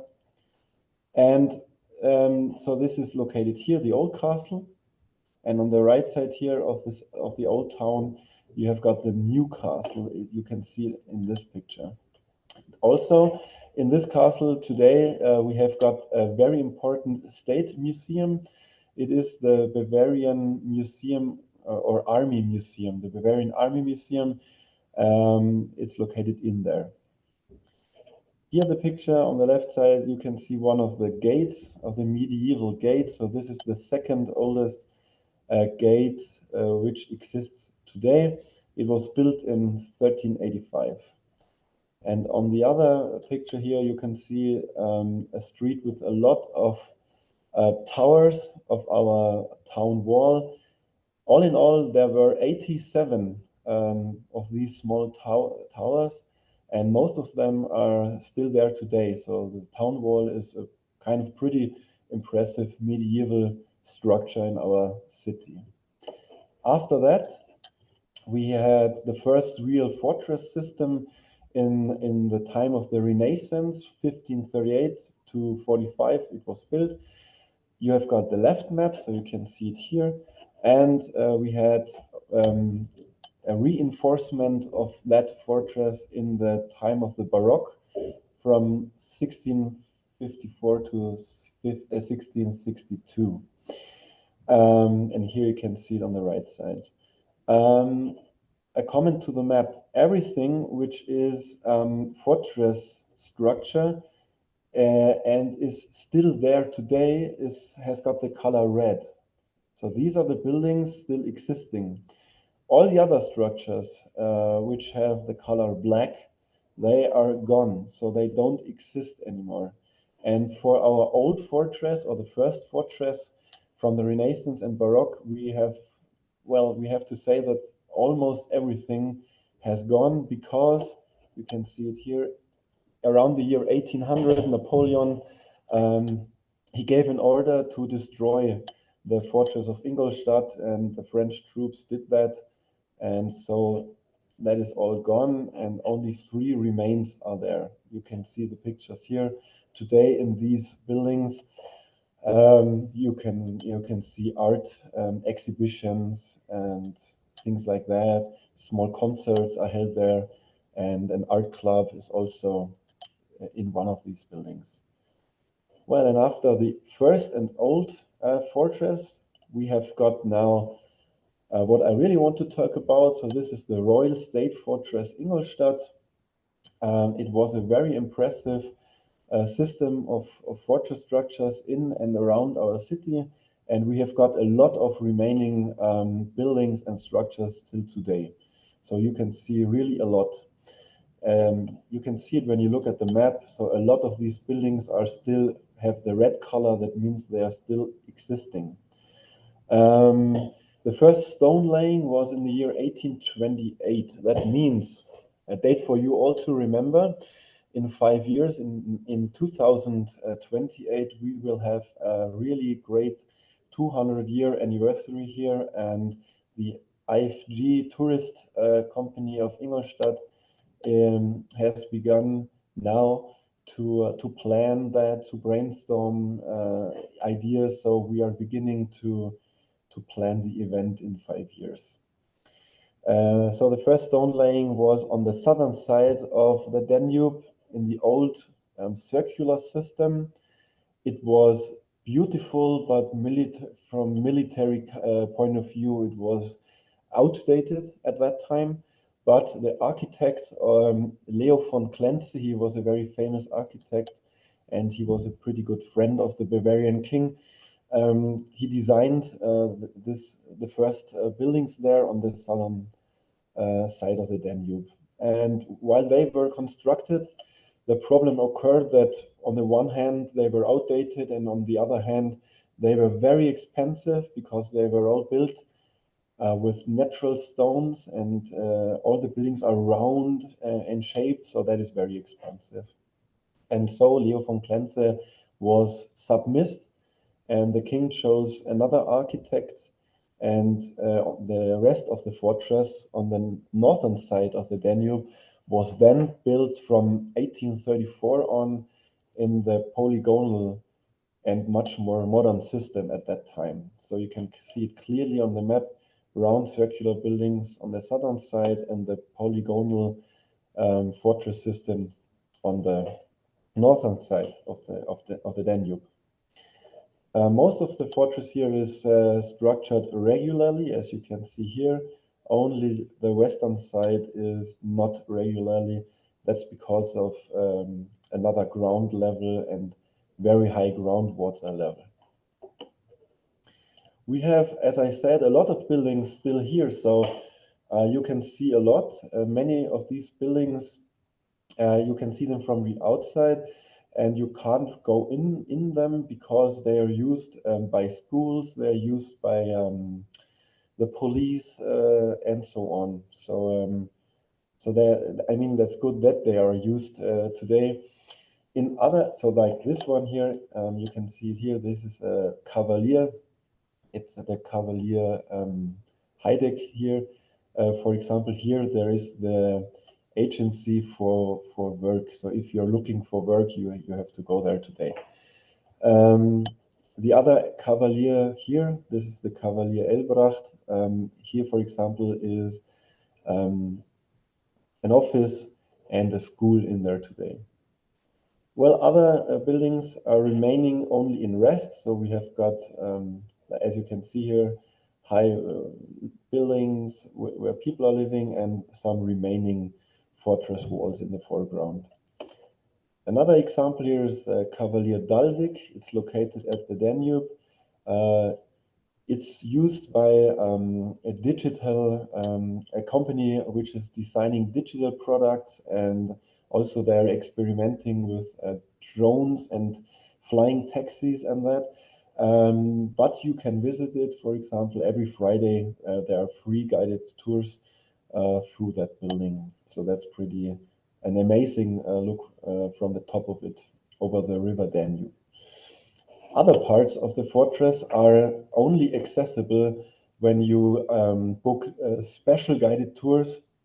You can ask for these tours if you ask, for example, our club, the club of the Fortress Friends in Ingolstadt, or if you ask the tourist board in Ingolstadt. Here, the left picture is, I took the picture in the tunnel system in front of the fortress. I don't know what the English word is. In German, it is called the Konterminensystem. So it's a tunnel system to blow up the enemy when he is near the fortress. All right, and after that, kind of fortress was built from 1828 to 1845. When the buildings were finished, we got a second and a third ring of fortification around our city. So here in the middle, you've got the first ring. It is not seen here, but it's where my mouse is. That's what I showed you now. And in 1866, from 1866 to 72, Ingolstadt got the second ring around the city with 3 big forts, and also ammunition rooms and so on. And the third ring was built after the Franco-German War from 1875 to 1883. It has got a distance to the inner city for, I would say, 8 to 10 kilometers. And it consists of, all in all, these 2 rings together. We had 12 forts and 5 Zwischenwerke, so smaller forts in between, and around 15 ammunition buildings, 10 infantry buildings, and a lot more smaller structures. After 1945 and after the Second World War, well, all of these buildings from the second and third ring were destroyed, except the Fort Prince Karl, so that is the fort number 6 in the east of Ingolstadt. It still exists today, and you can see it here. This is one of our, I would say, most beautiful buildings in and around our fortress. It is completely preserved, and you can see here the aerial views from the enemy side and from the friendly side from the town. It's a typical Bieler fort, and on the left side here you can see one of the viewing points for the viewing post guard. And on the right side, I took a picture here where you can also see that some parts of the fort can't be visited because the structure is, well, from the outside, it looks all very good. but some parts of the fortress of the Vorprinzkal are in a very bad condition. But I mean, you all know the problems, missing money and so on. So it's really hard to keep it in a good condition, but we try to keep the process going. And well, of the other forts, and not much is left, so they were all destroyed. I took some examples here. On the right side here, you can see a group of visitors visiting the remains of the Zwischenwerk here. Very impressive remains, but it's all with trees and forest now. You all really have to go into the woods to find these remains today. This example of a fort here, it was the Fort 10. You can't visit it today. It is used by the German army as a training ground, but you can clearly see the shape of the Bieler fort still today, and the water all around the fort is still existing. The other three pictures show rests and a view of a ground sonar image where you can see a destroyed Zwischenwerk, but you clearly can see the still remaining batteries on the outside. The problem is, as I said, it's forest today, and you really have to find your way through the woods. So it's kind of lost place excursion if you want to go there, but we have got a lot of that around our city. Where can you find more information about our city? You can find more information on the website of our club. It's the www.festung-ingolstadt.de. I show you how it looks like here. Wait a second. So this is the website of our club. Here you got the section where it says links, and when you go there, you've got a brilliant app. When you open it and use it, you can go through the centuries, and you can zoom in, and you can see all the different systems like medieval times. All that I showed you, you can find it there. And I take the Royal Fortress as an example here. You can really get close to it, and when you get very close, you also can see the inner structure of the buildings. It's just loading. So here you can see also all the existing rooms today and all the rooms which have gone. So black means not there. So this is an app. You find it on our website.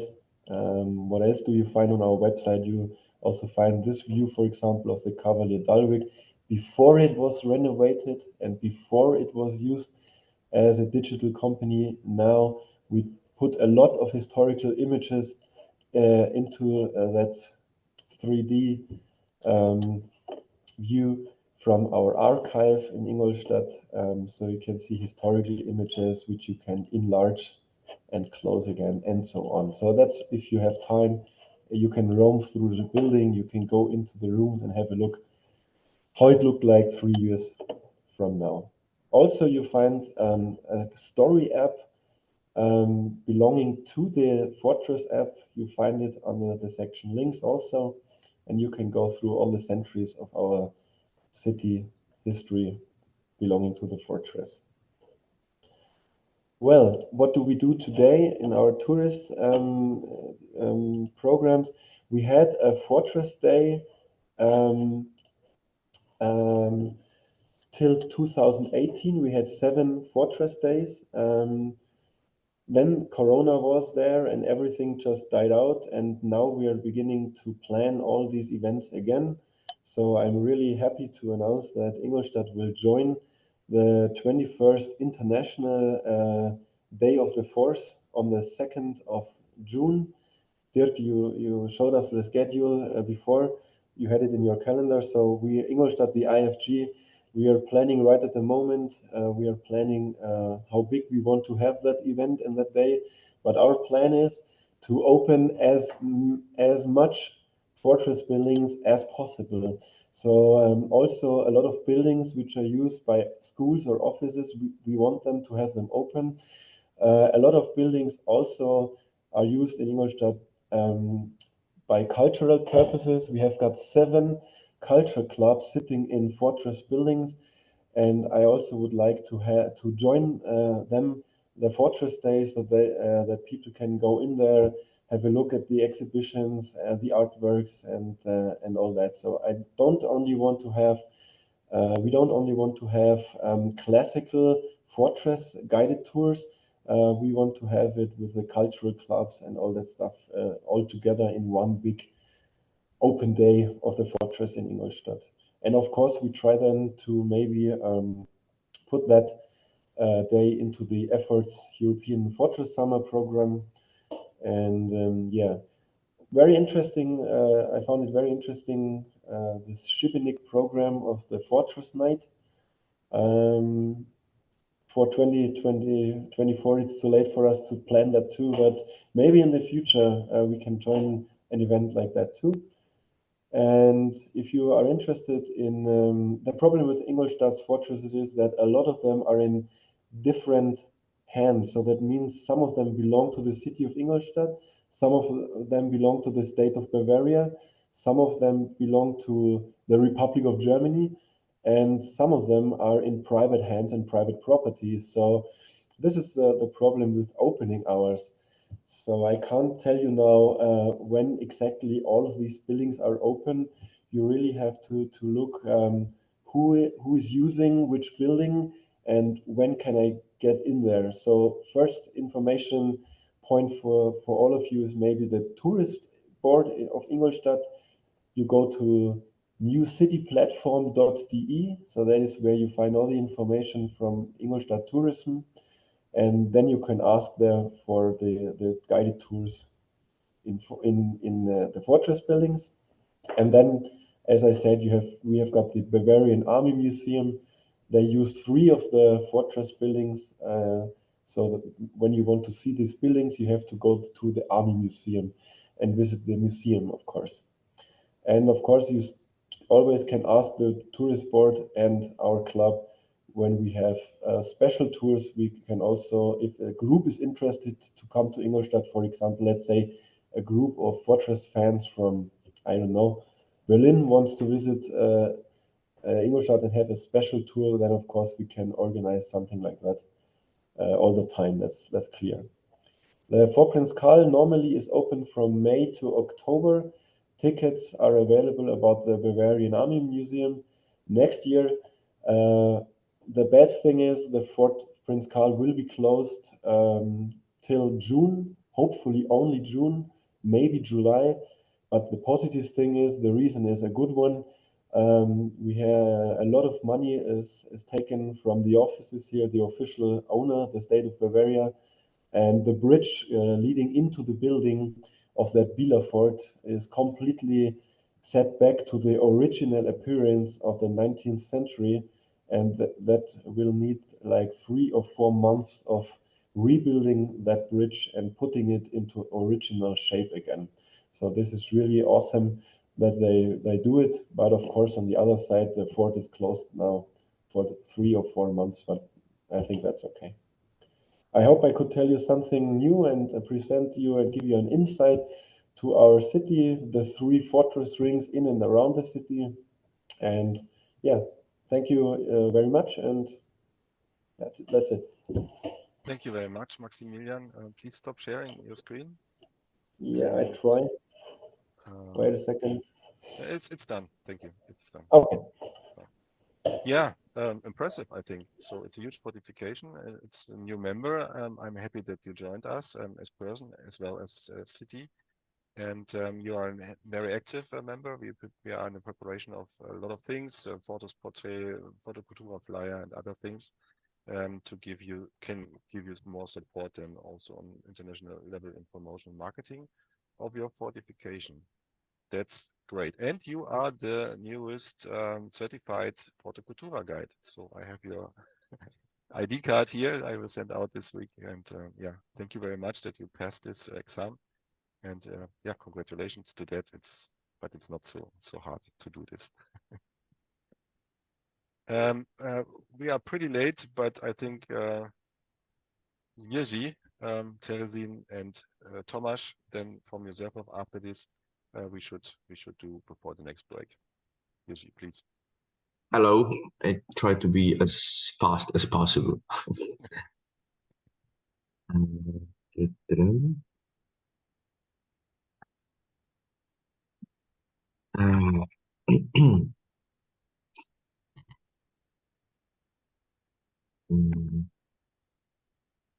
you see it?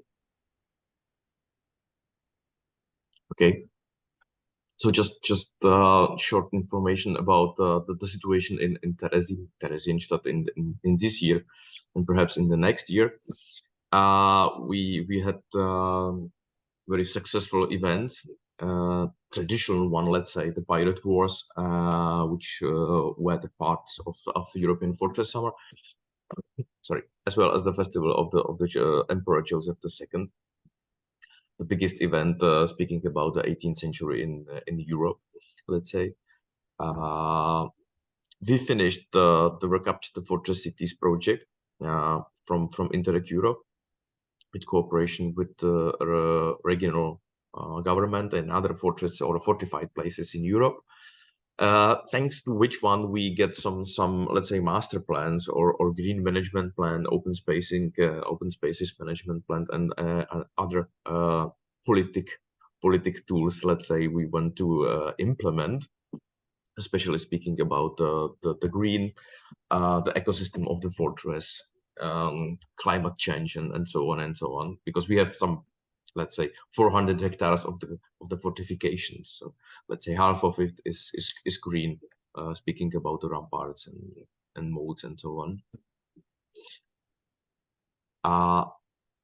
We started with the digital guide for the fortress, because our problem is that the tourists are very mixed, speaking about the languages, so we are not able to open the tour just in English or in German, because the people are coming from different, at least European languages, European states with different languages.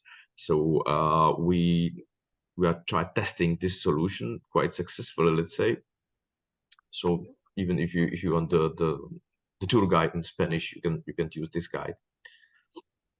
Which is international. It's quite worldwide, not only in Europe, but even on other continents. First time we tried the voluntary workshop in X with the students from abroad, from different, not only European countries, which they are helping us with not only cleaning but restoring the fortifications. You can see the cleaning of the water system of the fortress, which has been done for the first time since almost 10 years. We start also other projects with schools, in a cooperation with the institution of the monumental preservation. We started to the documentation of the inscriptions on the walls, in the casemates and so on, together with one school. And of course, we are now opening the new chapter, let's say, about the monumental restoration workshops, the cooperation between the express craft schools, especially about the masonry, and the stakeholders. We are looking for, let's say, the cheapest and most efficient way how to restore the fortifications, including the schools and experts.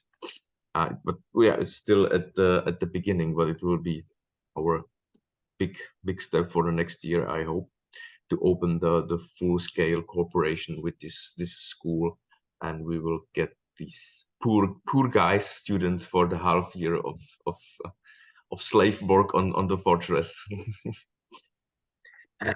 We started the closer cooperation between fortresses, not only in Czech Republic, but especially with Königstein in Germany. We are now preparing the cross-border project together about, let's say, open space, open air museum about the restoration of the ramparts and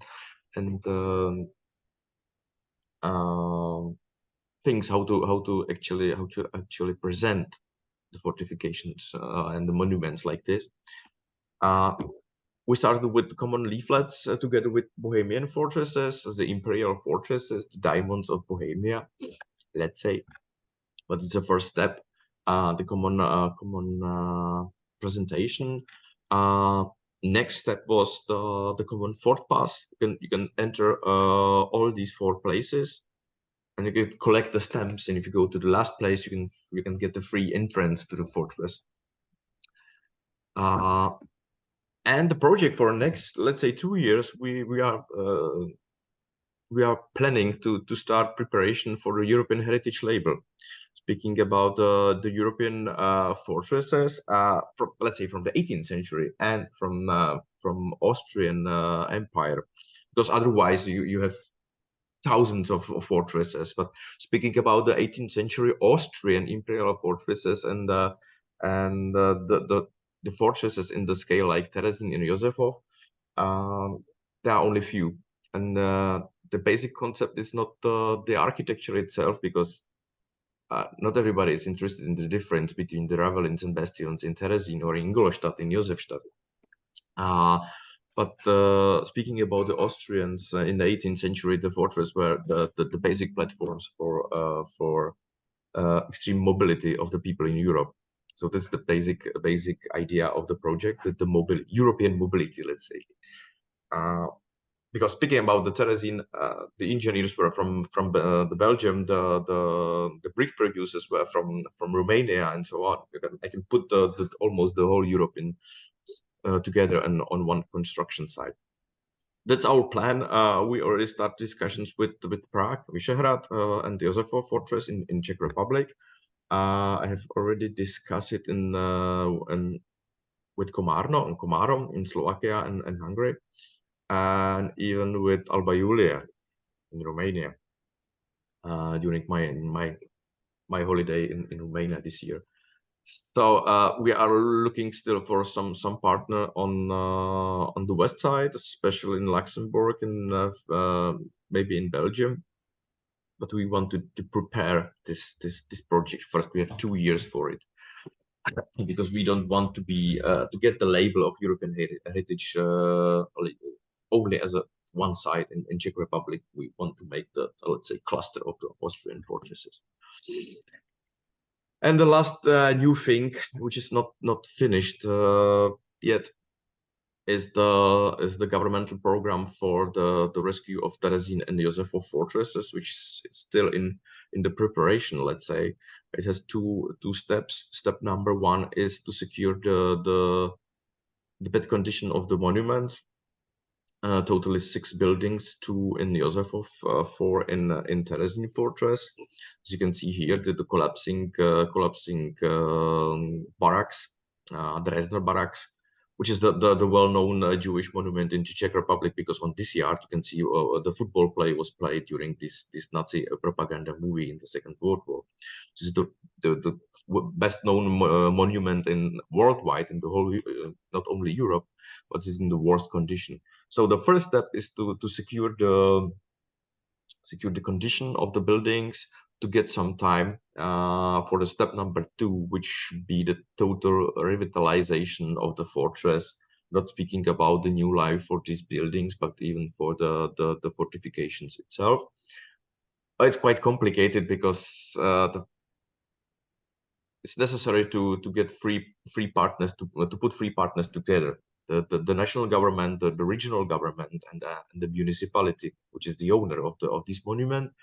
So the discussions are very hard and not clear. So still in the preparation, and I hope this will succeed next year, and we will start with the reconstructions. Otherwise, it will fall quite very fast. But I hope the discussions between the 3 levels of the governments will be successful. And that's it for this time, maybe. Thank you very much, Jiří. Very interesting, and very good to see the progress from the beginning until today, and I'm looking forward to what's coming next. Then I think Tomáš will tell us more about what happened in Czech Republic on that level, and especially in the Fortress Josefov. Tomáš, we can't hear you if you say something.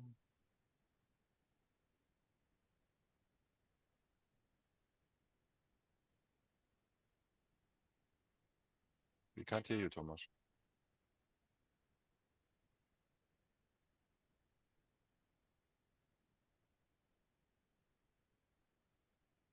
Tomasz?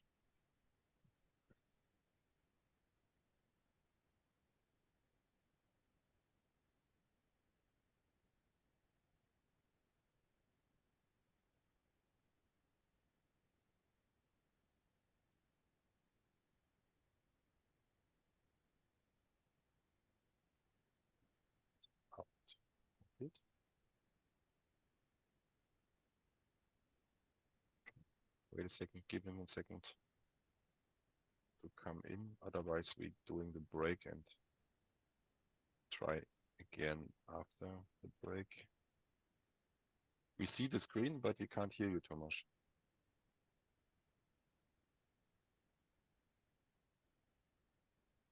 It's an impressive Christmas tree, but we can't hear you.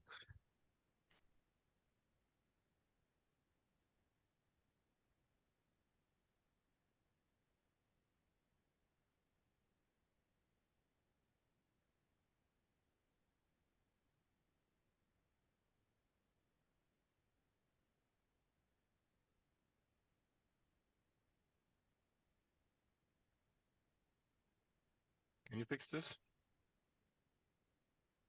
Or maybe join us by phone for the tone.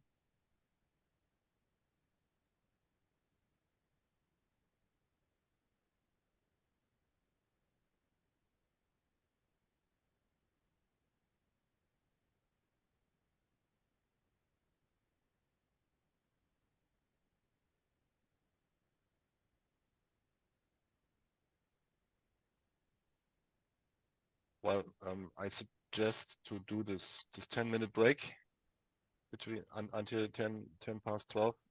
We fix the problem with Tomasz and continue then. Okay? Okay. Then see you in 10 minutes.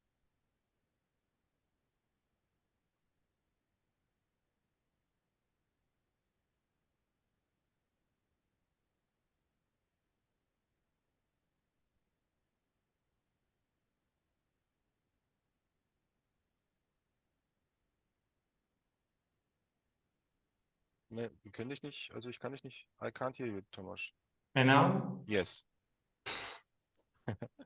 Try again. Well, I prepared everything to be ready for the presentation, but I always have this problem with I cannot understand that. Maybe you join us with your phone, and then we have a second channel for your voice in parallel.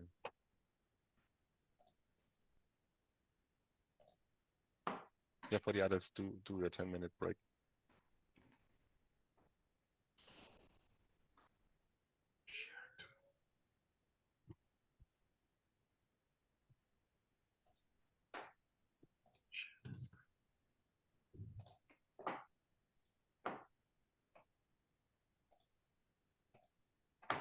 Now I can hear you, I think.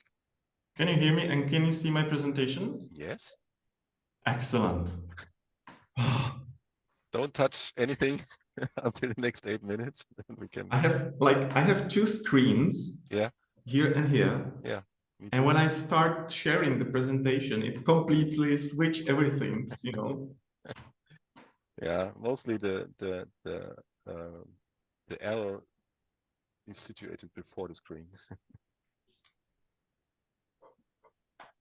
Okay, then in 8 minutes, don't touch anything. Thanks.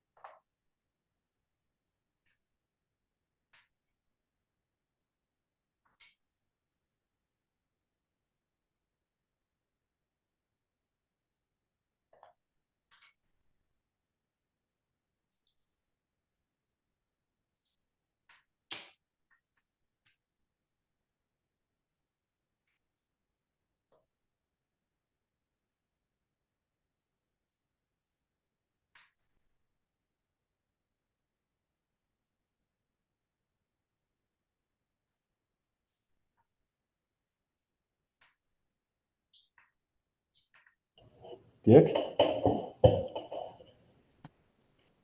Ja. Du, eine Frage bloß ganz kurz.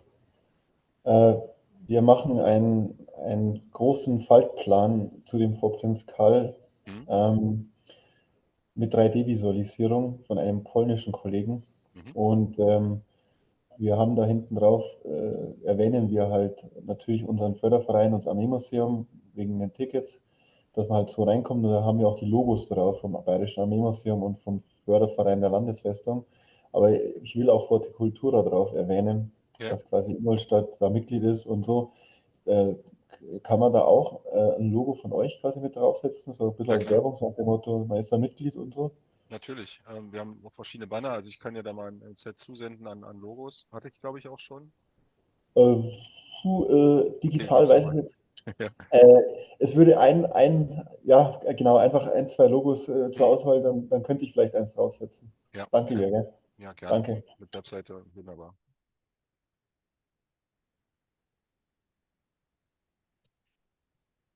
Okay, then I hope everybody is back for the last block. It will be not so long, I'm sure, because I have the main part of it. So, but at first we would like to start with the last position of the second block, Thomas Giraud, Fortress Józefów, and member of the Forte Cultura board since March this year. Thomas, the floor is yours.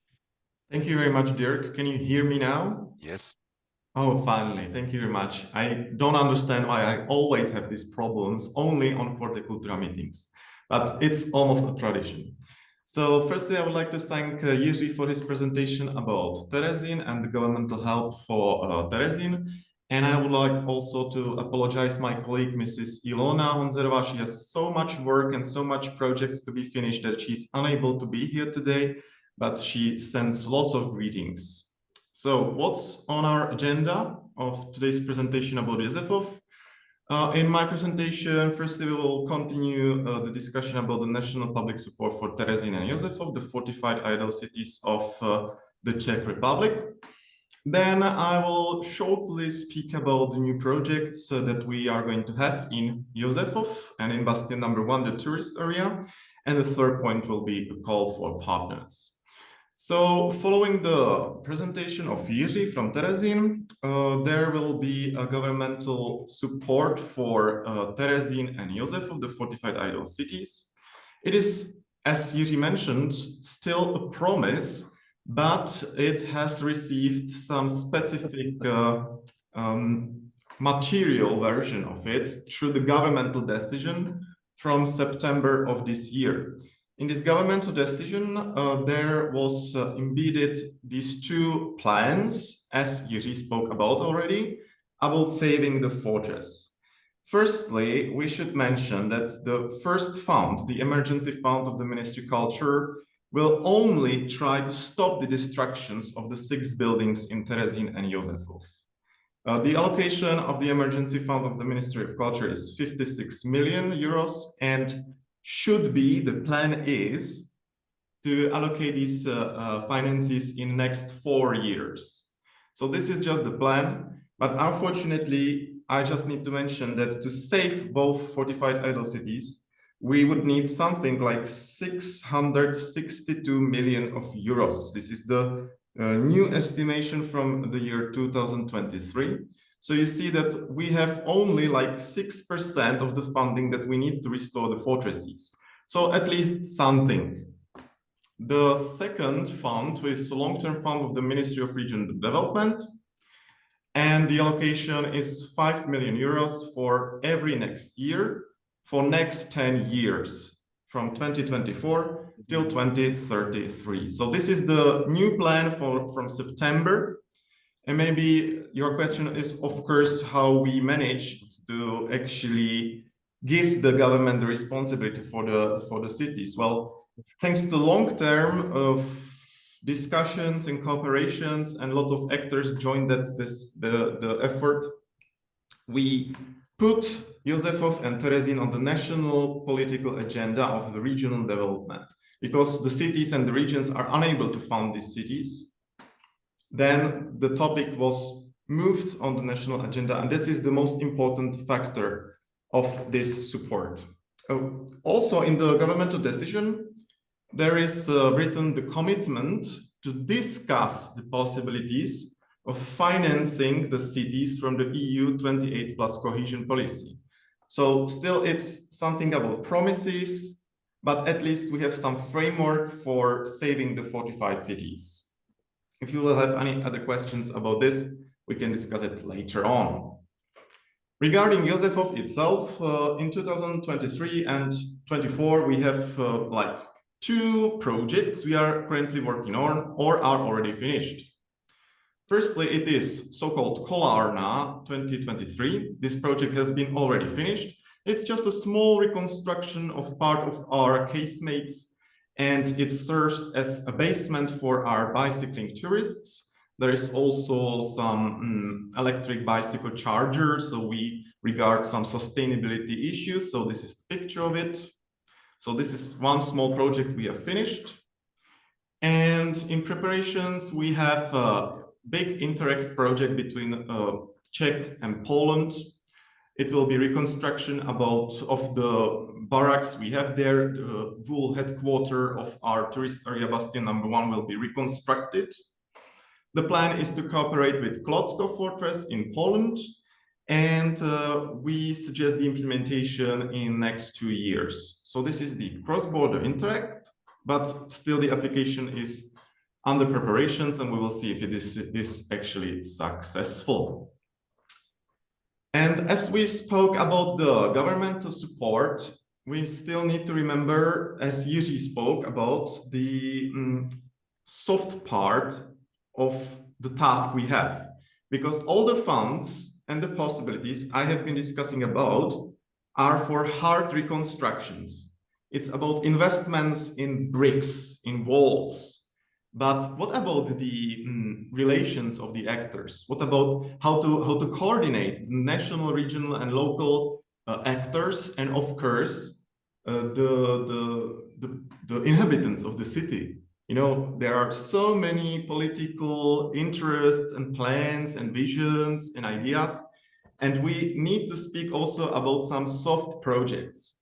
We don't have any funding for soft projects, and this is also how you can help us, and we could also help you, because the reason of this today's meeting, however, is actually to discuss possibilities of cooperation. So Jiří spoke about the Recapture the Fortress Cities project. We didn't have anything like that. So we are actually unable to be project leaders of some communitarian EU projects like Erasmus, Creative Europe, or Horizon, and something like that. But we are truly interested to take part in some of these projects in future to learn how to do these projects actually. So if you have any plans to do some communitarian projects, please, you can always write an email to us and we can discuss our possibilities. So yes, soft projects, that's a very big question for the future for Józefov. And I have also some other news. We started cooperation with Srebrna Hora, on some tourism, promotion, marketing, and so on. And also from the beginning of the year 2024, we are becoming members of Efforts Europe. So this is it. Thank you very much for your attention. If you have questions, we can start discussion. Thank you very much, Tomasz.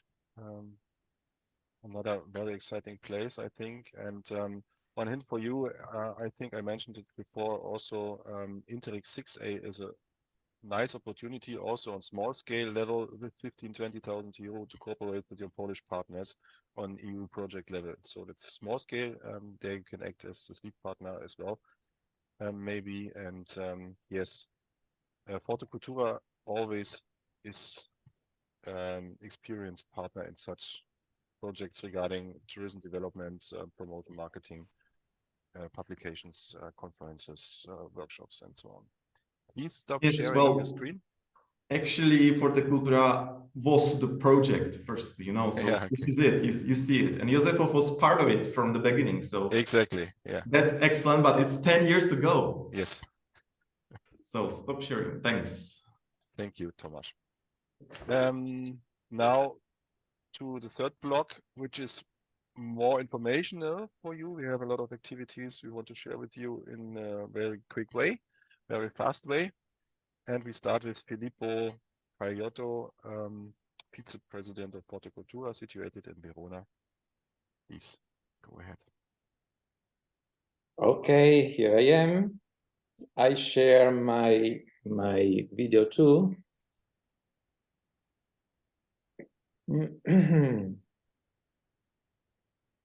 Well, can you see this? Yes, of course. Good. Well, now I would like to speak about a new activity that sees Forte Cultura as a partner of a big project. The project is a Horizon Europe project. The title is New European Bauhaus, Innovative Solutions for Greener and Fairer Way of Life through arts and culture, architecture and design for all. European Bauhaus is an important new program that is permeating all many other programs in Europe of the European Union, because let's say it doesn't have a big budget, but its philosophy is entering in many other programs and using the budget of other programs. In this case, Horizon Europe. The title of the project that we are working on is Cultural Heritage Reimagined, Building Belonging Together. A new project idea that aligns with the New European Bauhaus initiative and its thematic axis of regaining a sense of belonging, because this is one of the goals of the program, that is the inclusion. So it is important, this program for fortifications, because it gives ideas and methodologies to, let's say, incorporate the Green Deal, the sense of inclusion, and the aesthetic in the way to recover and find new adaptive ways to reuse our sites, making them relevant for modern needs while maintaining their historical and cultural context. This project will focus on innovative solutions for cultural heritage and the creative and cultural industries, while prioritizing sustainability, aesthetics, and inclusion. And actually, the European Bauhaus aims to combine these three concepts, and the goal is to transform the way we live, we work, and we interact with our environment. The project started with a discussion between the Transylvania Trust Foundation and myself. We started to exchange ideas on how to submit to the call that is now currently open. I decided to involve the University of Ca' Foscari Venice in Venice, through the university in Venice, we now have 4 more universities, because this is very important for the Horizon Europe. The idea, the concept of research is the main thread of this program. And we have 5 sites, heritage sites. One of them is terracing. and other fortifications that currently are not members of Forte Cultura, but I'm confident that they will become members soon. So I don't have the possibility now to enter into details of this project because it is in progress. But Dirk, if I have a few minutes, I can discuss. I can present a bit the philosophy of the new European Bauhaus, because I think it is an important philosophy for our fortresses. Because, as I said, it incorporates lots of concepts that are useful for our sites. Yes, please do. I think for me, is this topic one of the hardest to understand?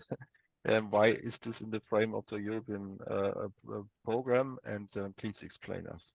Okay, so fortunately, we have a compass that we can use to understand this project.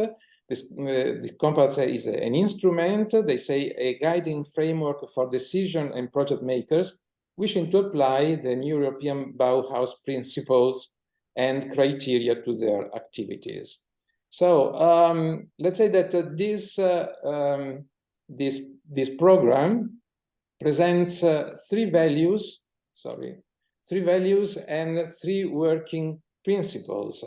The values are inclusivity, as I said, sustainability, and aesthetics. Here presented like with adjectives together, sustainable and beautiful, and three working principles that illustrate a methodology to apply this concept on concrete projects. So the participatory process, very fundamental for the inclusivity, the multi-level engagement, and the transdisciplinary approach, because the idea is to combine also different disciplines, architecture, technology, art, culture, and so on.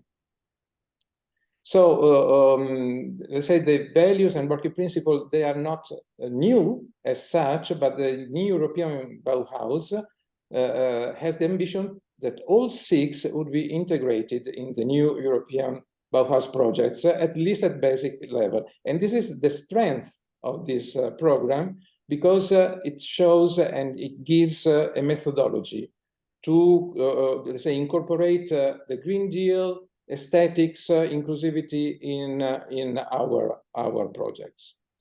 Each value and working principle has three levels of ambitions, and the highest levels of ambition in each value and principle always include the word transformation, because transformation is the basic idea. The basic idea of this program. So let's analyze it very briefly, the values, starting from together. Let's see if it goes. Yes. The inclusivity value proposes a non-discriminatory approach, and the keywords are inclusion, equality, accessibility for people, for example, with disabilities, affordability for all, and proposes a new social interaction, because inclusivity is a basic of this program. Promoting also the breaking of social injustices where there are. So I said that every value has three ambitions, and the first ambition is to include, and so presenting, fostering equality and prioritizing disadvantaged people. The second is to consolidate, and this happens when inclusion and sharing is made structural over time. So through mechanisms like policies, guidelines, and business models. The third ambition is to transform. With the first two ambitions, we started the cooperation and the sense of belonging that we achieved with these first two ambitions fosters even greater cooperation among individuals. So new ways of living together that leads collective growth. Second value is sustainability, and so being sustainable. That means regeneration of cultural heritage and new relations with nature. The first ambition is to repurpose, so preserve, extend the lifespan of our heritage and reduce pollution and carbon impact. Second ambition is to close the loop. So not only reduce pollution, but aim at zero pollution and close the material cycle or waste transformation. The third ambition is to regenerate, and this the goal is that projects give back more than they take. For example, enhancing biodiversity and promoting a behavioral change after the project. Beautiful aesthetics. Aesthetics fostered through culture, through art, proposes meaningful experiences that create a better attraction for visitors. First ambition is to activate through design, through sensory experience, activate, let's say, a greater connection with the visitors. Then to connect, second ambition, because when the experience is collective, it creates a sense of belonging. And this is another important purpose of this program. And finally, third ambition is to integrate and integrate the new cultural and social values in the experiences that generate new habits and a change of way of life.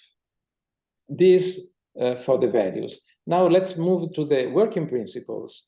The participatory process is important for inclusion.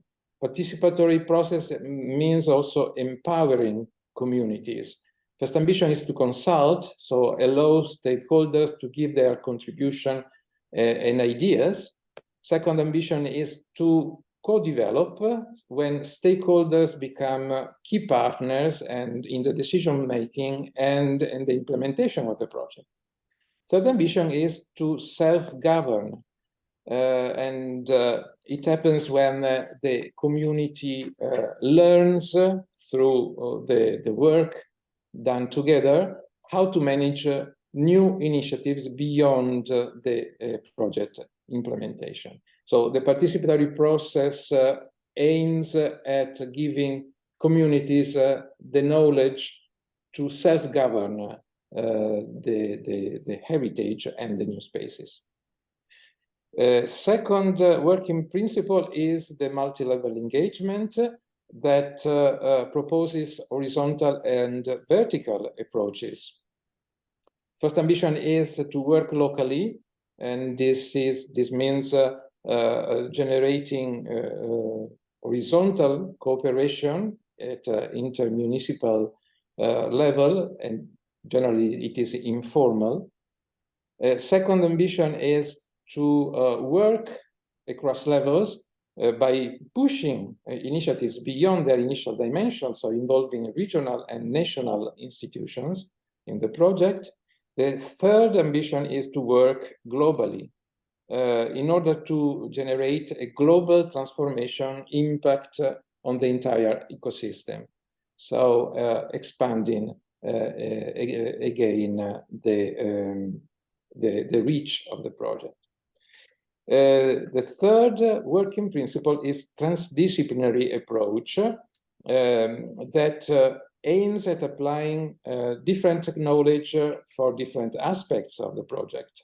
So the social, economic, cultural, artistic, architectural, ecological aspects. The first ambition in this working principle is to be multidisciplinary, and it happens when different disciplines are working independently on a common issue. So tackling the different aspects.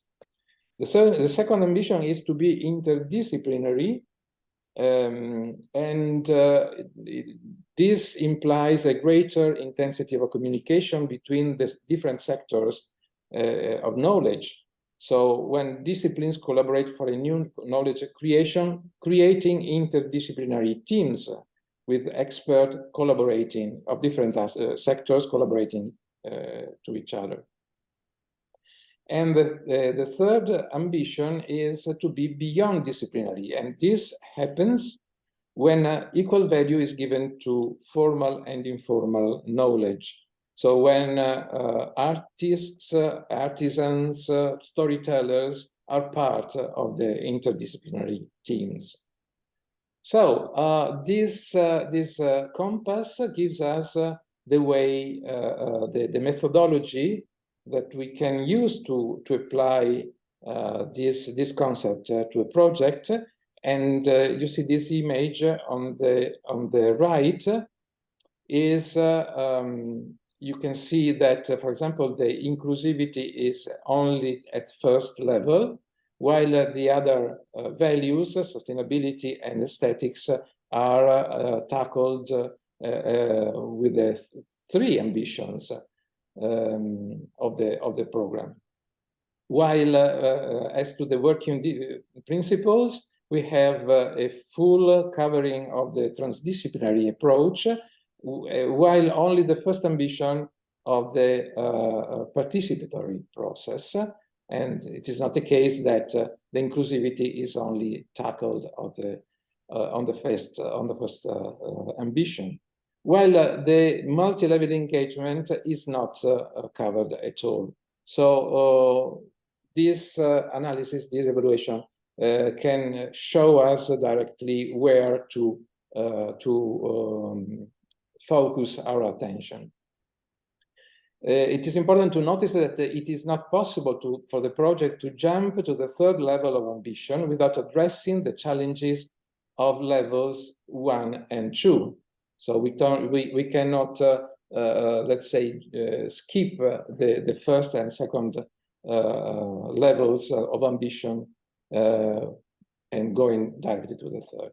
Okay, this is all about this presentation. I hope it was interesting for us. And if there are questions, of course, I'm here. And I think it is important to know, to go deeper on this program, because in my opinion, it's a philosophy that will inform, will permeate lots of programs in the future, because as I said, they incorporate important principles, important concepts, starting from the Green Deal to the inclusion, the inclusivity, that are the pillars of many programs.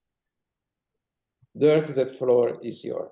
Thank you very much, Filippo. It was very interesting. I have now a greater idea of the whole topic. Already, great. But I have to see the video again. Okay. So it's recorded, so I can share it also after. But it was very clear structure. Thank you very much for that. Martin, some short words about UNESCO application together with Agora and other fortresses in Middle Europe, Central Europe.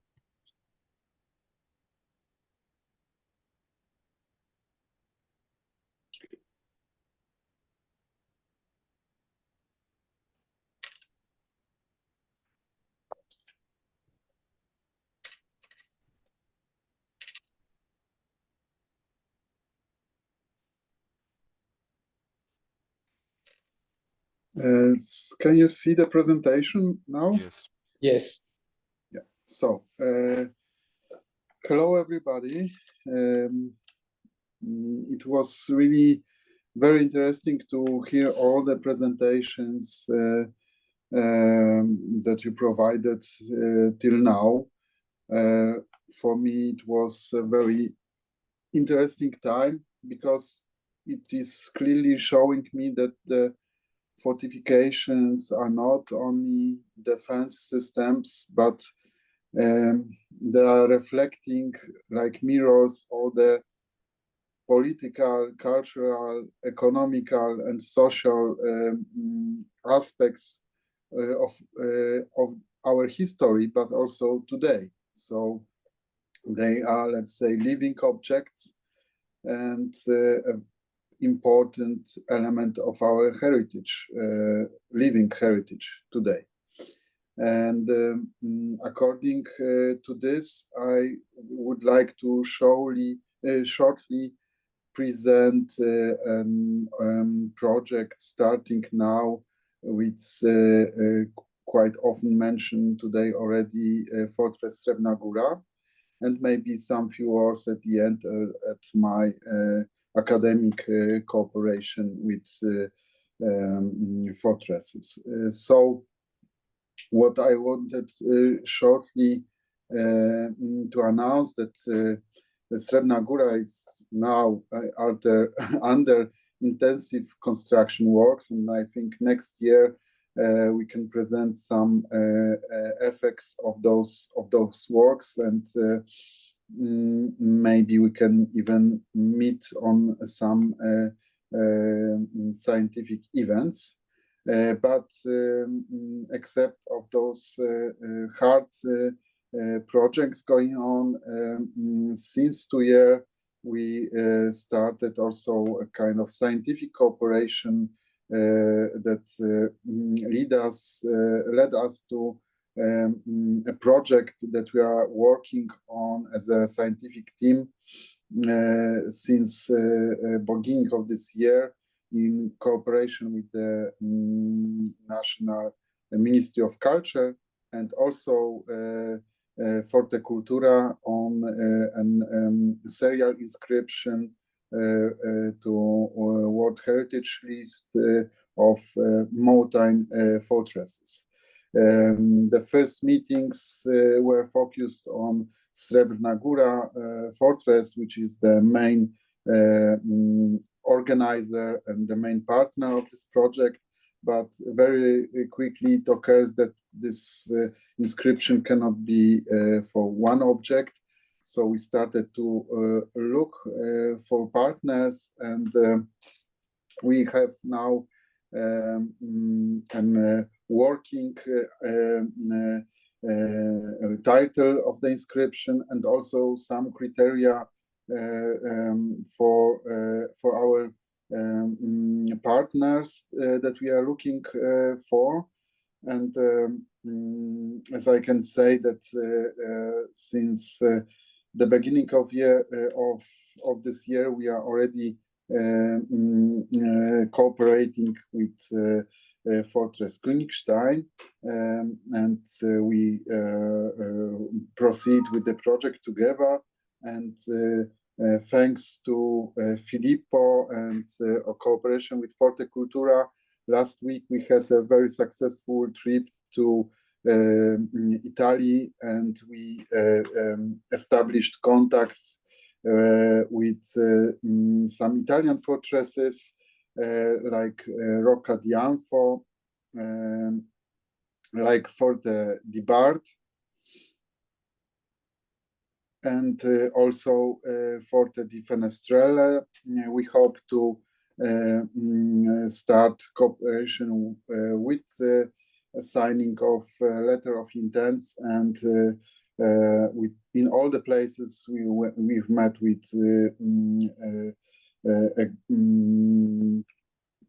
and we were welcomed with open hands. So I think we will continue this cooperation, and maybe soon we have also new partners in Forte Cultura. So thank you once again, Filippo, for the great help in this case, and fantastic trip, and also an adventure. And maybe this is the short announcement. I hope that on basis on this cooperation next year We have this promise from the ministry to finance international conference according mountain fortresses. So I hope in the beginning of year or early spring, we will put a new date on your list, Dirk, with a new conference. But till we don't have this promise fixed, we still wait for some agreements on this. And well, the last information, since already Dirk mentioned my cooperation or my faculty of architecture at the Warsaw Technical University with Fortress Dumitz 2 years ago. This year, I managed to create also a PDF brochure according this cooperation. Maybe it would be possible to locate it maybe on the page of internet page of Forte Cultura. And since that time, last year, I cooperated with Fortress Płocko, and this year we are cooperating also with a member of Forte Cultura, Fortress Modlin, located near Warsaw. So I hope to have some new interesting proposals, student proposals for new touristic functions at this fortress on the break of January and February next year. So maybe it will a next occasion to share you those experiences next year. So because the time is short, so I think that's in express time I wanted to share all those informations to you. Thank you very much. Thank you, Martin. Yes, Vera, we will share all information afterwards. So now the last block is then a small commercial block. All the new tools Forte Cultura developed during this year, or they are upcoming from next year, and I will introduce Martin Kaule, which is a member of Forte Cultura, who is an operator of a Cold War bunker close to East Berlin from the 1980s, and he is a very experienced tour operator in special places all over the world. Martin, please go. Yes, thanks. Good morning. My name is Martin Kaule. I'm tour operator, photographer, and book author. And in my first life, I study computer science, and I can therefore develop my own complex websites. I'm also responsible for 70 book projects with numerous images. And this is a huge advantage for a new travel portal. Text and images do not have to be purchased or licensed.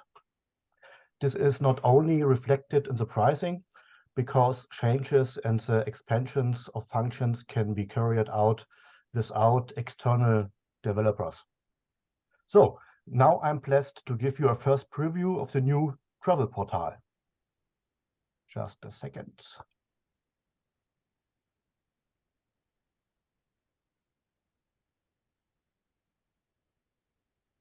Does it work? Yeah. Yeah, perfect. So at the moment, we only can see the German language version, but when we launch, there will also be an English language version available. At first, this looks like a normal travel and activity booking website. Activities are displayed randomly at the top of the homepage. Activities are guided tours, excursions, but also sporting activities such as hiking or canoeing tours in extraordinary areas.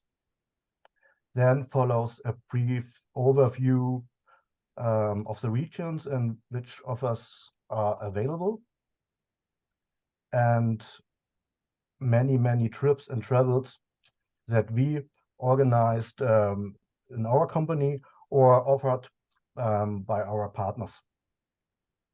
And that follows a small photo gallery reviews from the customers, the organization team, news and updates, yeah, and so on. Near the normal way to find activities or travels, we have a new level.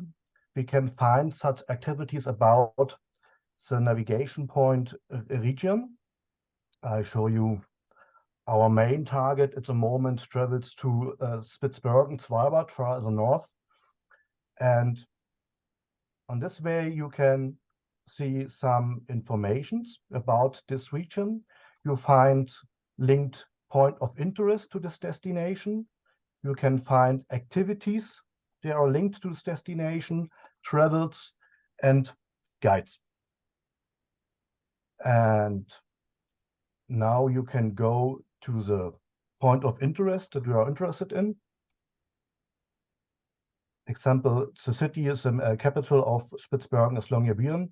And here you can find also some information about this place, activities, excursions or guided tours, travels, guides, and photos. The great benefit of the portal is therefore to link places directly with activities, trips, and guides. And you can access the offers via location or the back way. You can find offers from the location. You can find, you go to the point of interest and you can find what can you book in this area. And therefore, I suspect we will have a huge CU advantage for this way, as you can find different ways to find the different possibilities.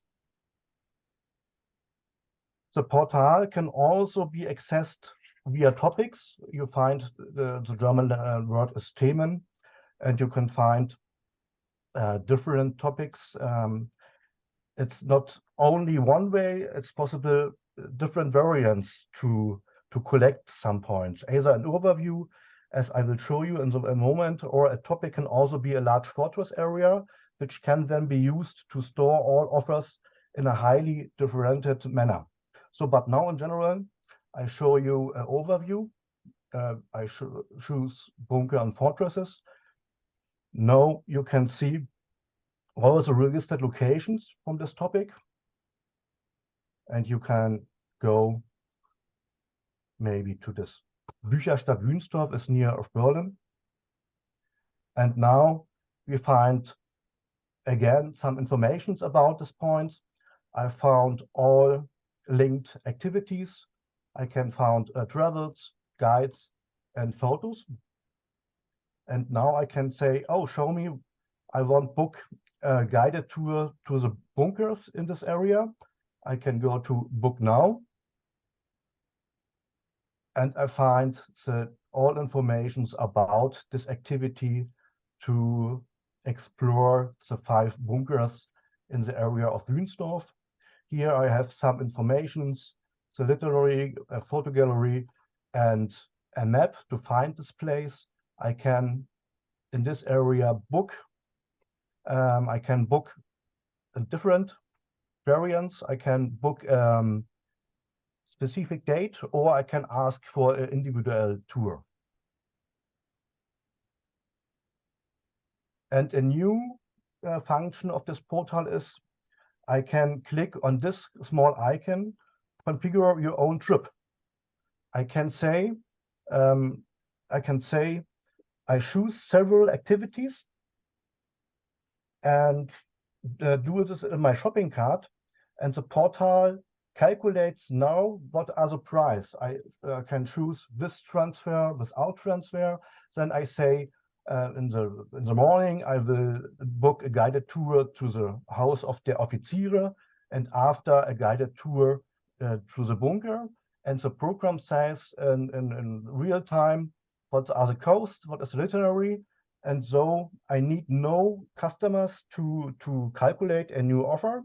That makes 24/7 made this program.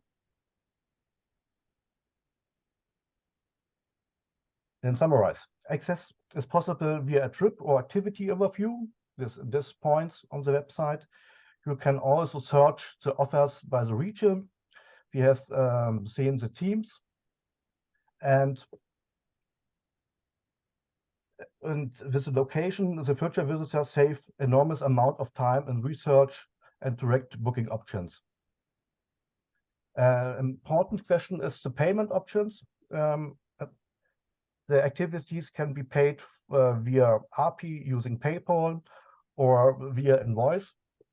This is possible for the activities and for the travels, and the guides can also be booked via PayPal or invoice.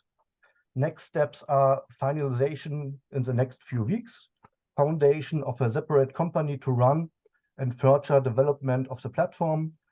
But for now, it is already possible to enter new points of interest, guided tours, travels, activities, and trips, and so on. Yeah, thank you for your attention. Thank you very much, Martin. I think it's clear what's the advantage for us in this platform and this cooperation with Martin, because everybody of us can put his own guided tour, special module of Fortress visiting and so on with a price on that platform, and the customers can click their own tours. And from now on, Forte Cultura has not only recommendations for Fortress trips, they can sell it. So you can sell it. And the cooperation contains with Martin that Forte Cultura member stations does not have to pay the basic fee for this platform. So you only pay for the selling of your trips, and this is not usually paid by the customers itself. This will come up, I think, in spring next year. So, but you have to work from now on your trips modules, what you present there. In my opinion, you should do this, that we can start them next year with a huge fortification block at this portal. Yes. May I make a question? Go ahead, to Martin? Yeah. Absolutely amazing, and we absolutely need this kind of project and product. And my question is, I saw in other situations that there is another voice that can be selected, and it is about the passions of the visitors. For example, I am interested in bike touring or horse touring, or I am interested in gastronomy and to make, for example, a cooking course in that region, because in Italy, for example, there are many of these.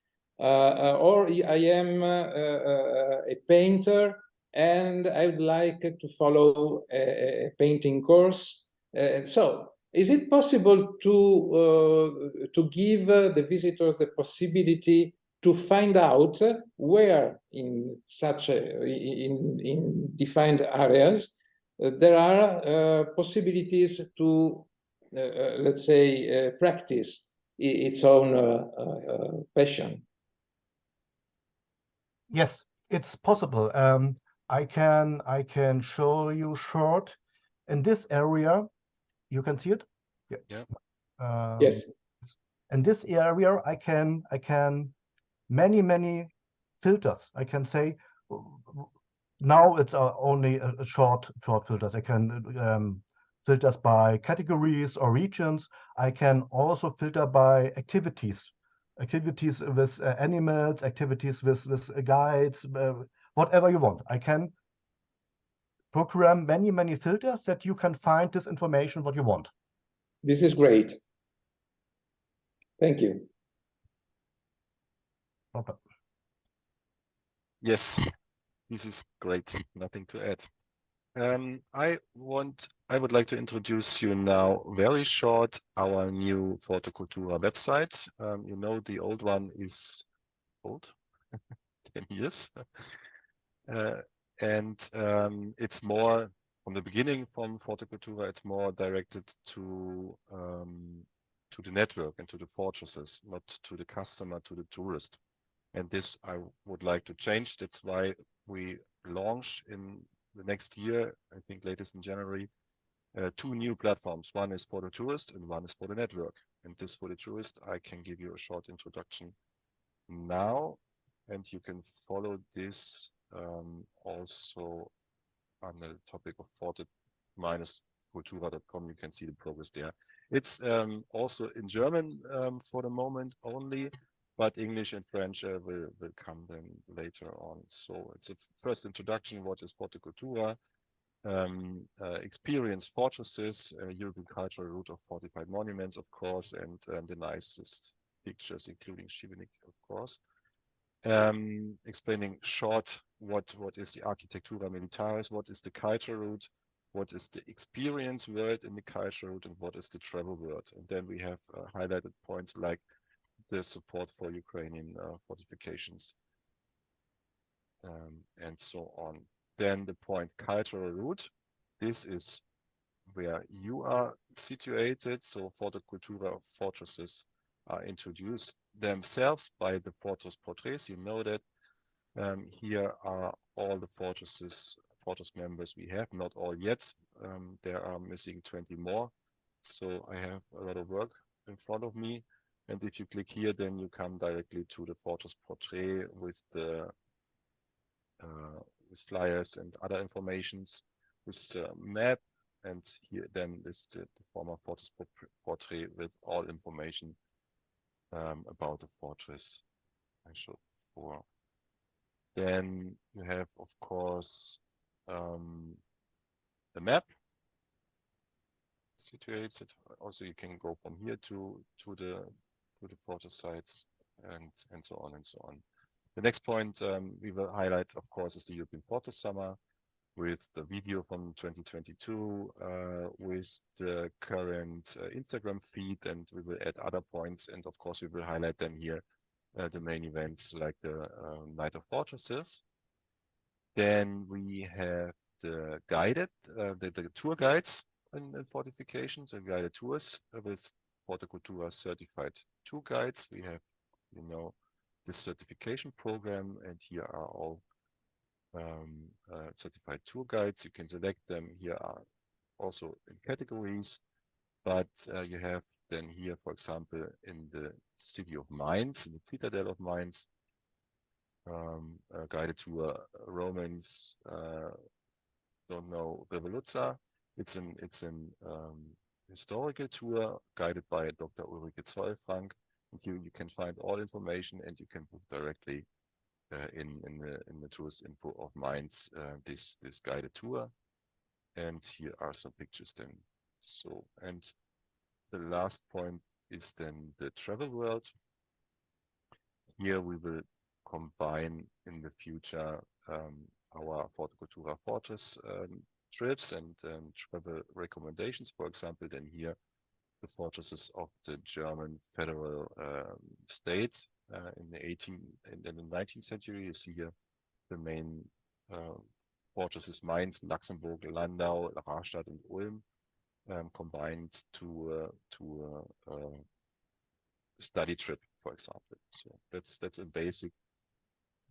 That's what we want to show. Then we will add, of course, more information about the fortified heritage, and also the fortress regions we have.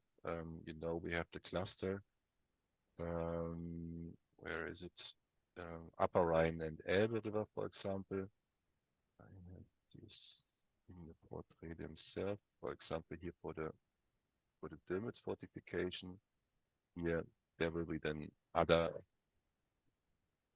thematical pages to the clusters. For example, the Elbe fortresses or the Upper Rhine fortresses, which is situated here in Germersheim. And of course, you can add at this point and other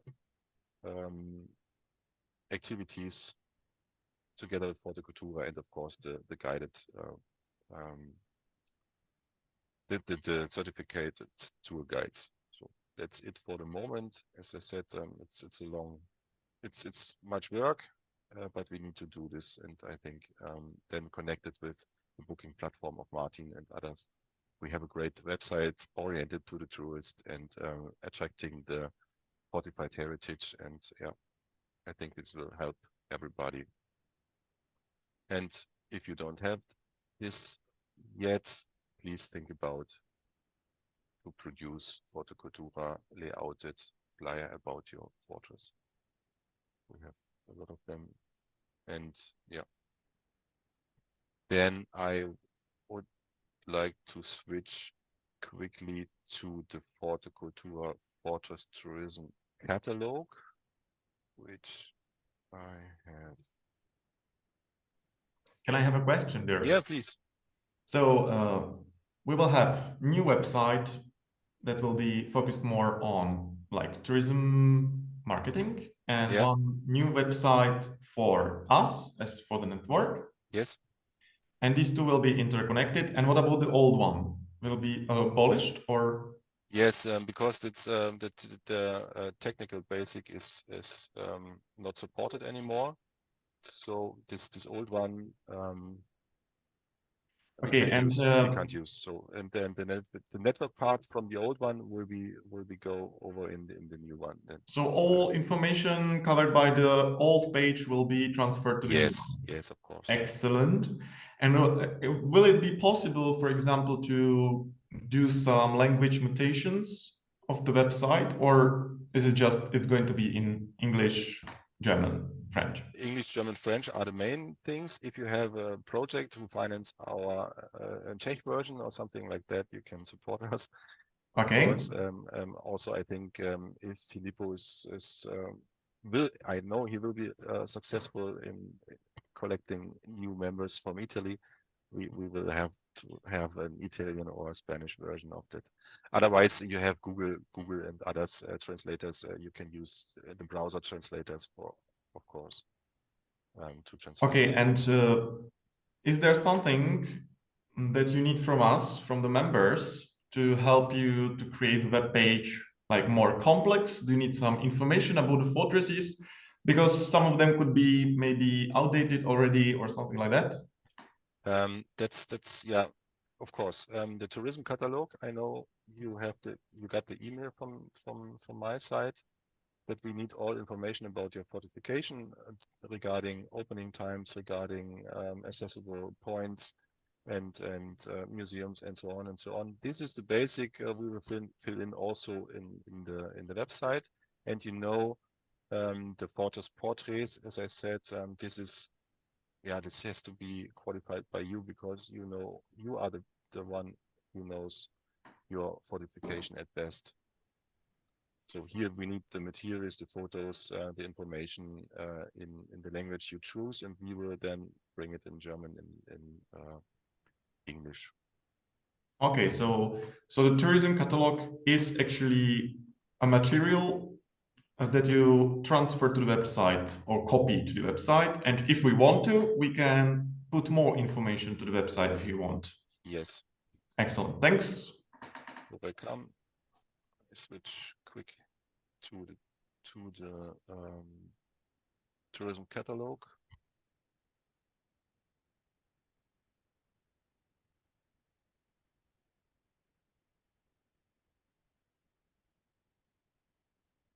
This will be printed and will be available then online in English and German version. I hope until the ITB, which is in March in Berlin, the International Tourism Fair here in Berlin.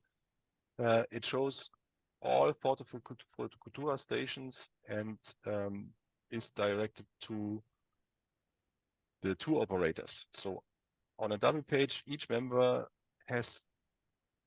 We want to show all information the tour operator needs to bring his audience to this fortification. So we have a short introduction. You have the pictures, of course.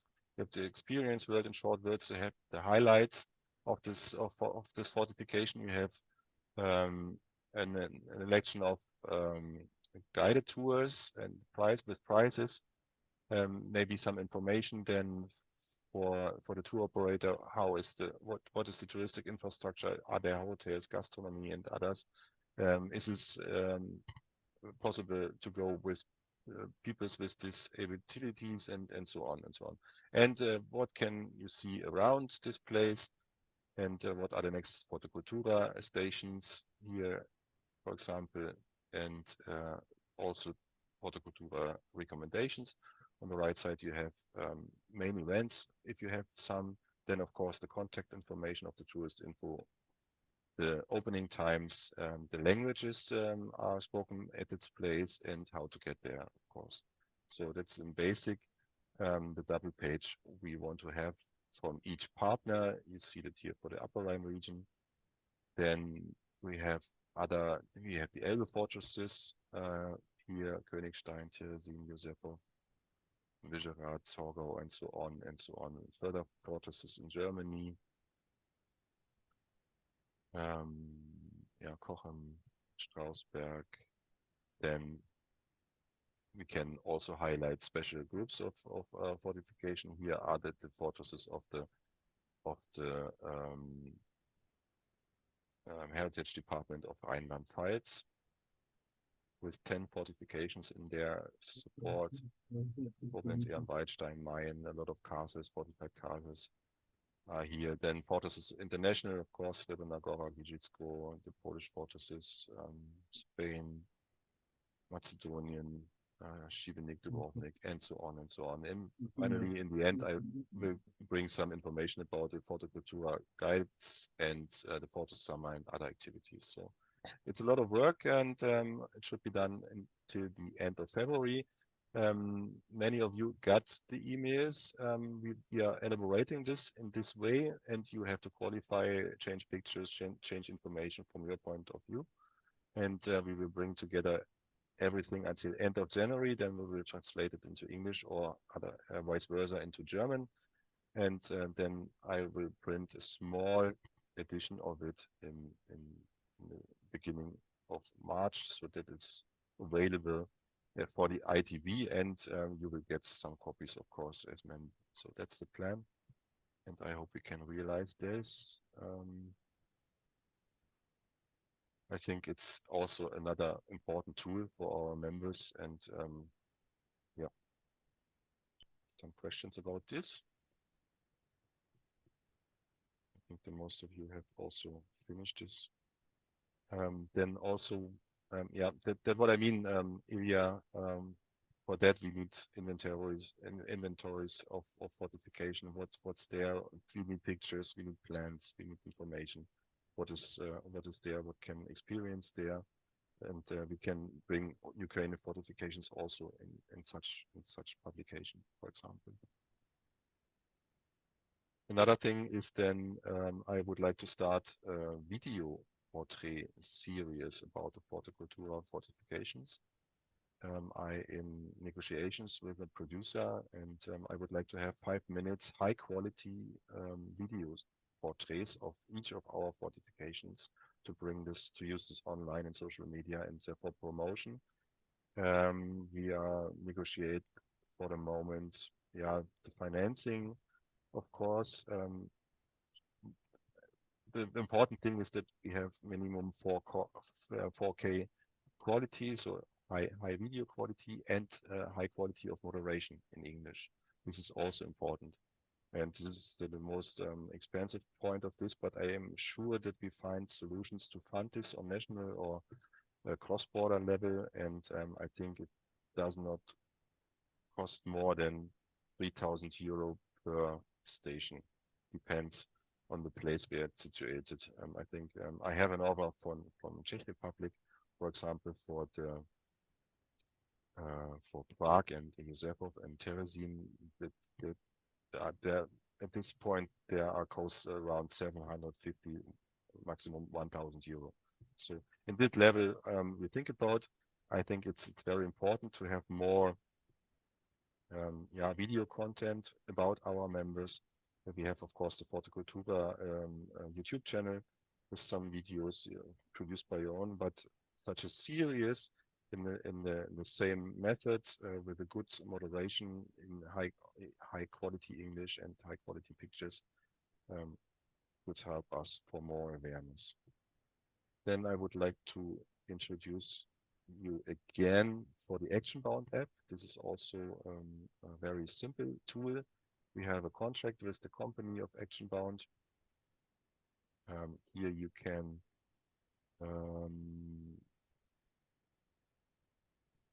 start and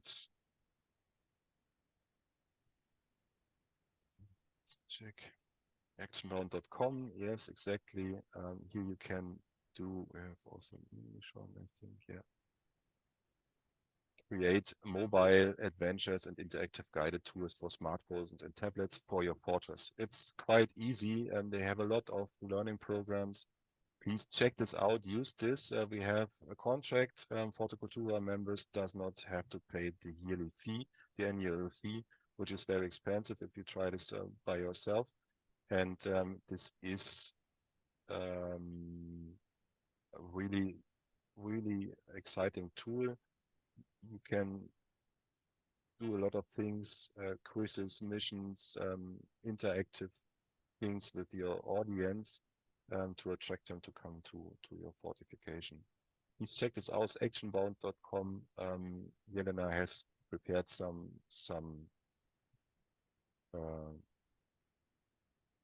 examples. We will also do in Forte Cultura Actionbound, 3 until 5 questions to each fortification, and finally they will getting a prize if you pass all Forte Cultura stations. Yeah, that was the very short commercial break. More you can find then in the newsletters. The next one will come before Christmas, I'm sure. And latest then in our annual general meeting, which is on 10 April in Strasbourg, hopefully. Final words, questions, comments, hints from your side, please. Tomasz?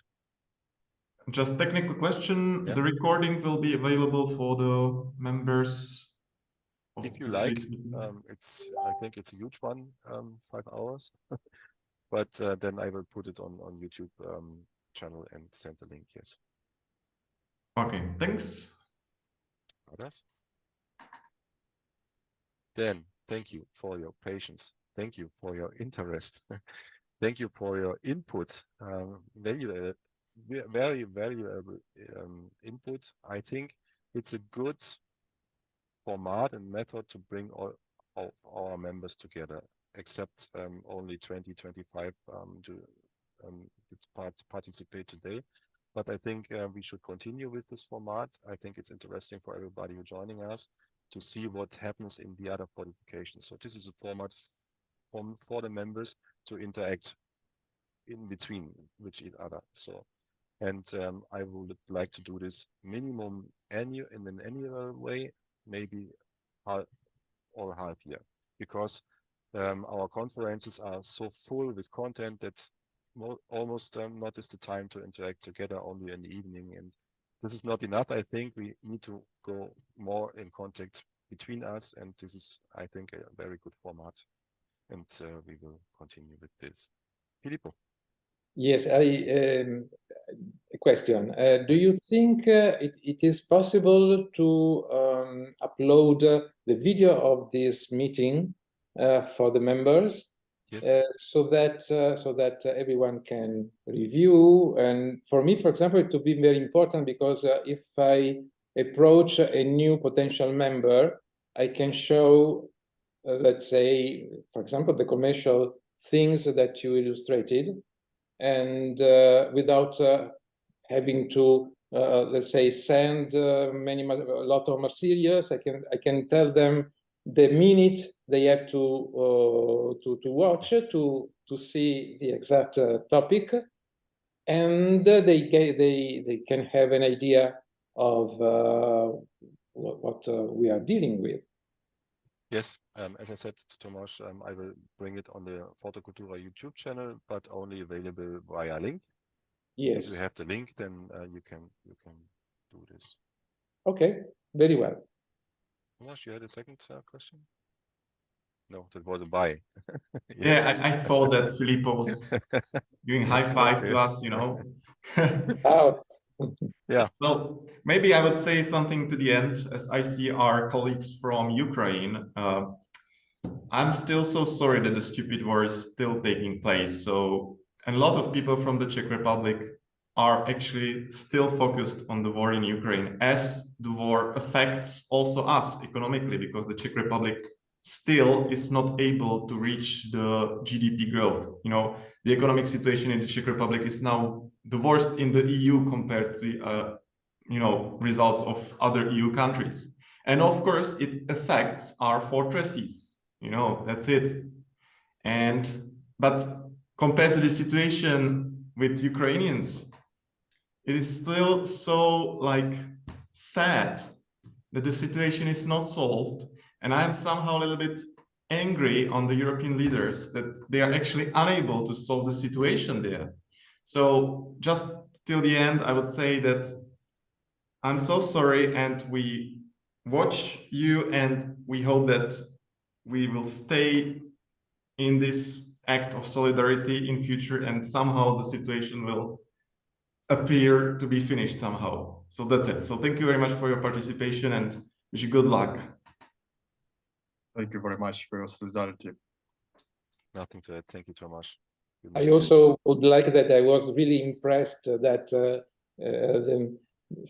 in this situation you can still continue working and proposing situations that make our fortresses known, your fortresses known to the rest of the world. Thank you very much for working, and I'm really impressed. Thank you. Thanks very much, and we all look forward for cooperation. You're welcome. Okay. It was a nice end. It was a nice meeting. Thank you very much. I hope to see you, everybody of you, then next year in Strasbourg, and maybe before online in discussions and new projects and so on and so on. Have a nice week, and see you. Bye-bye. Bye-bye. Bye-bye.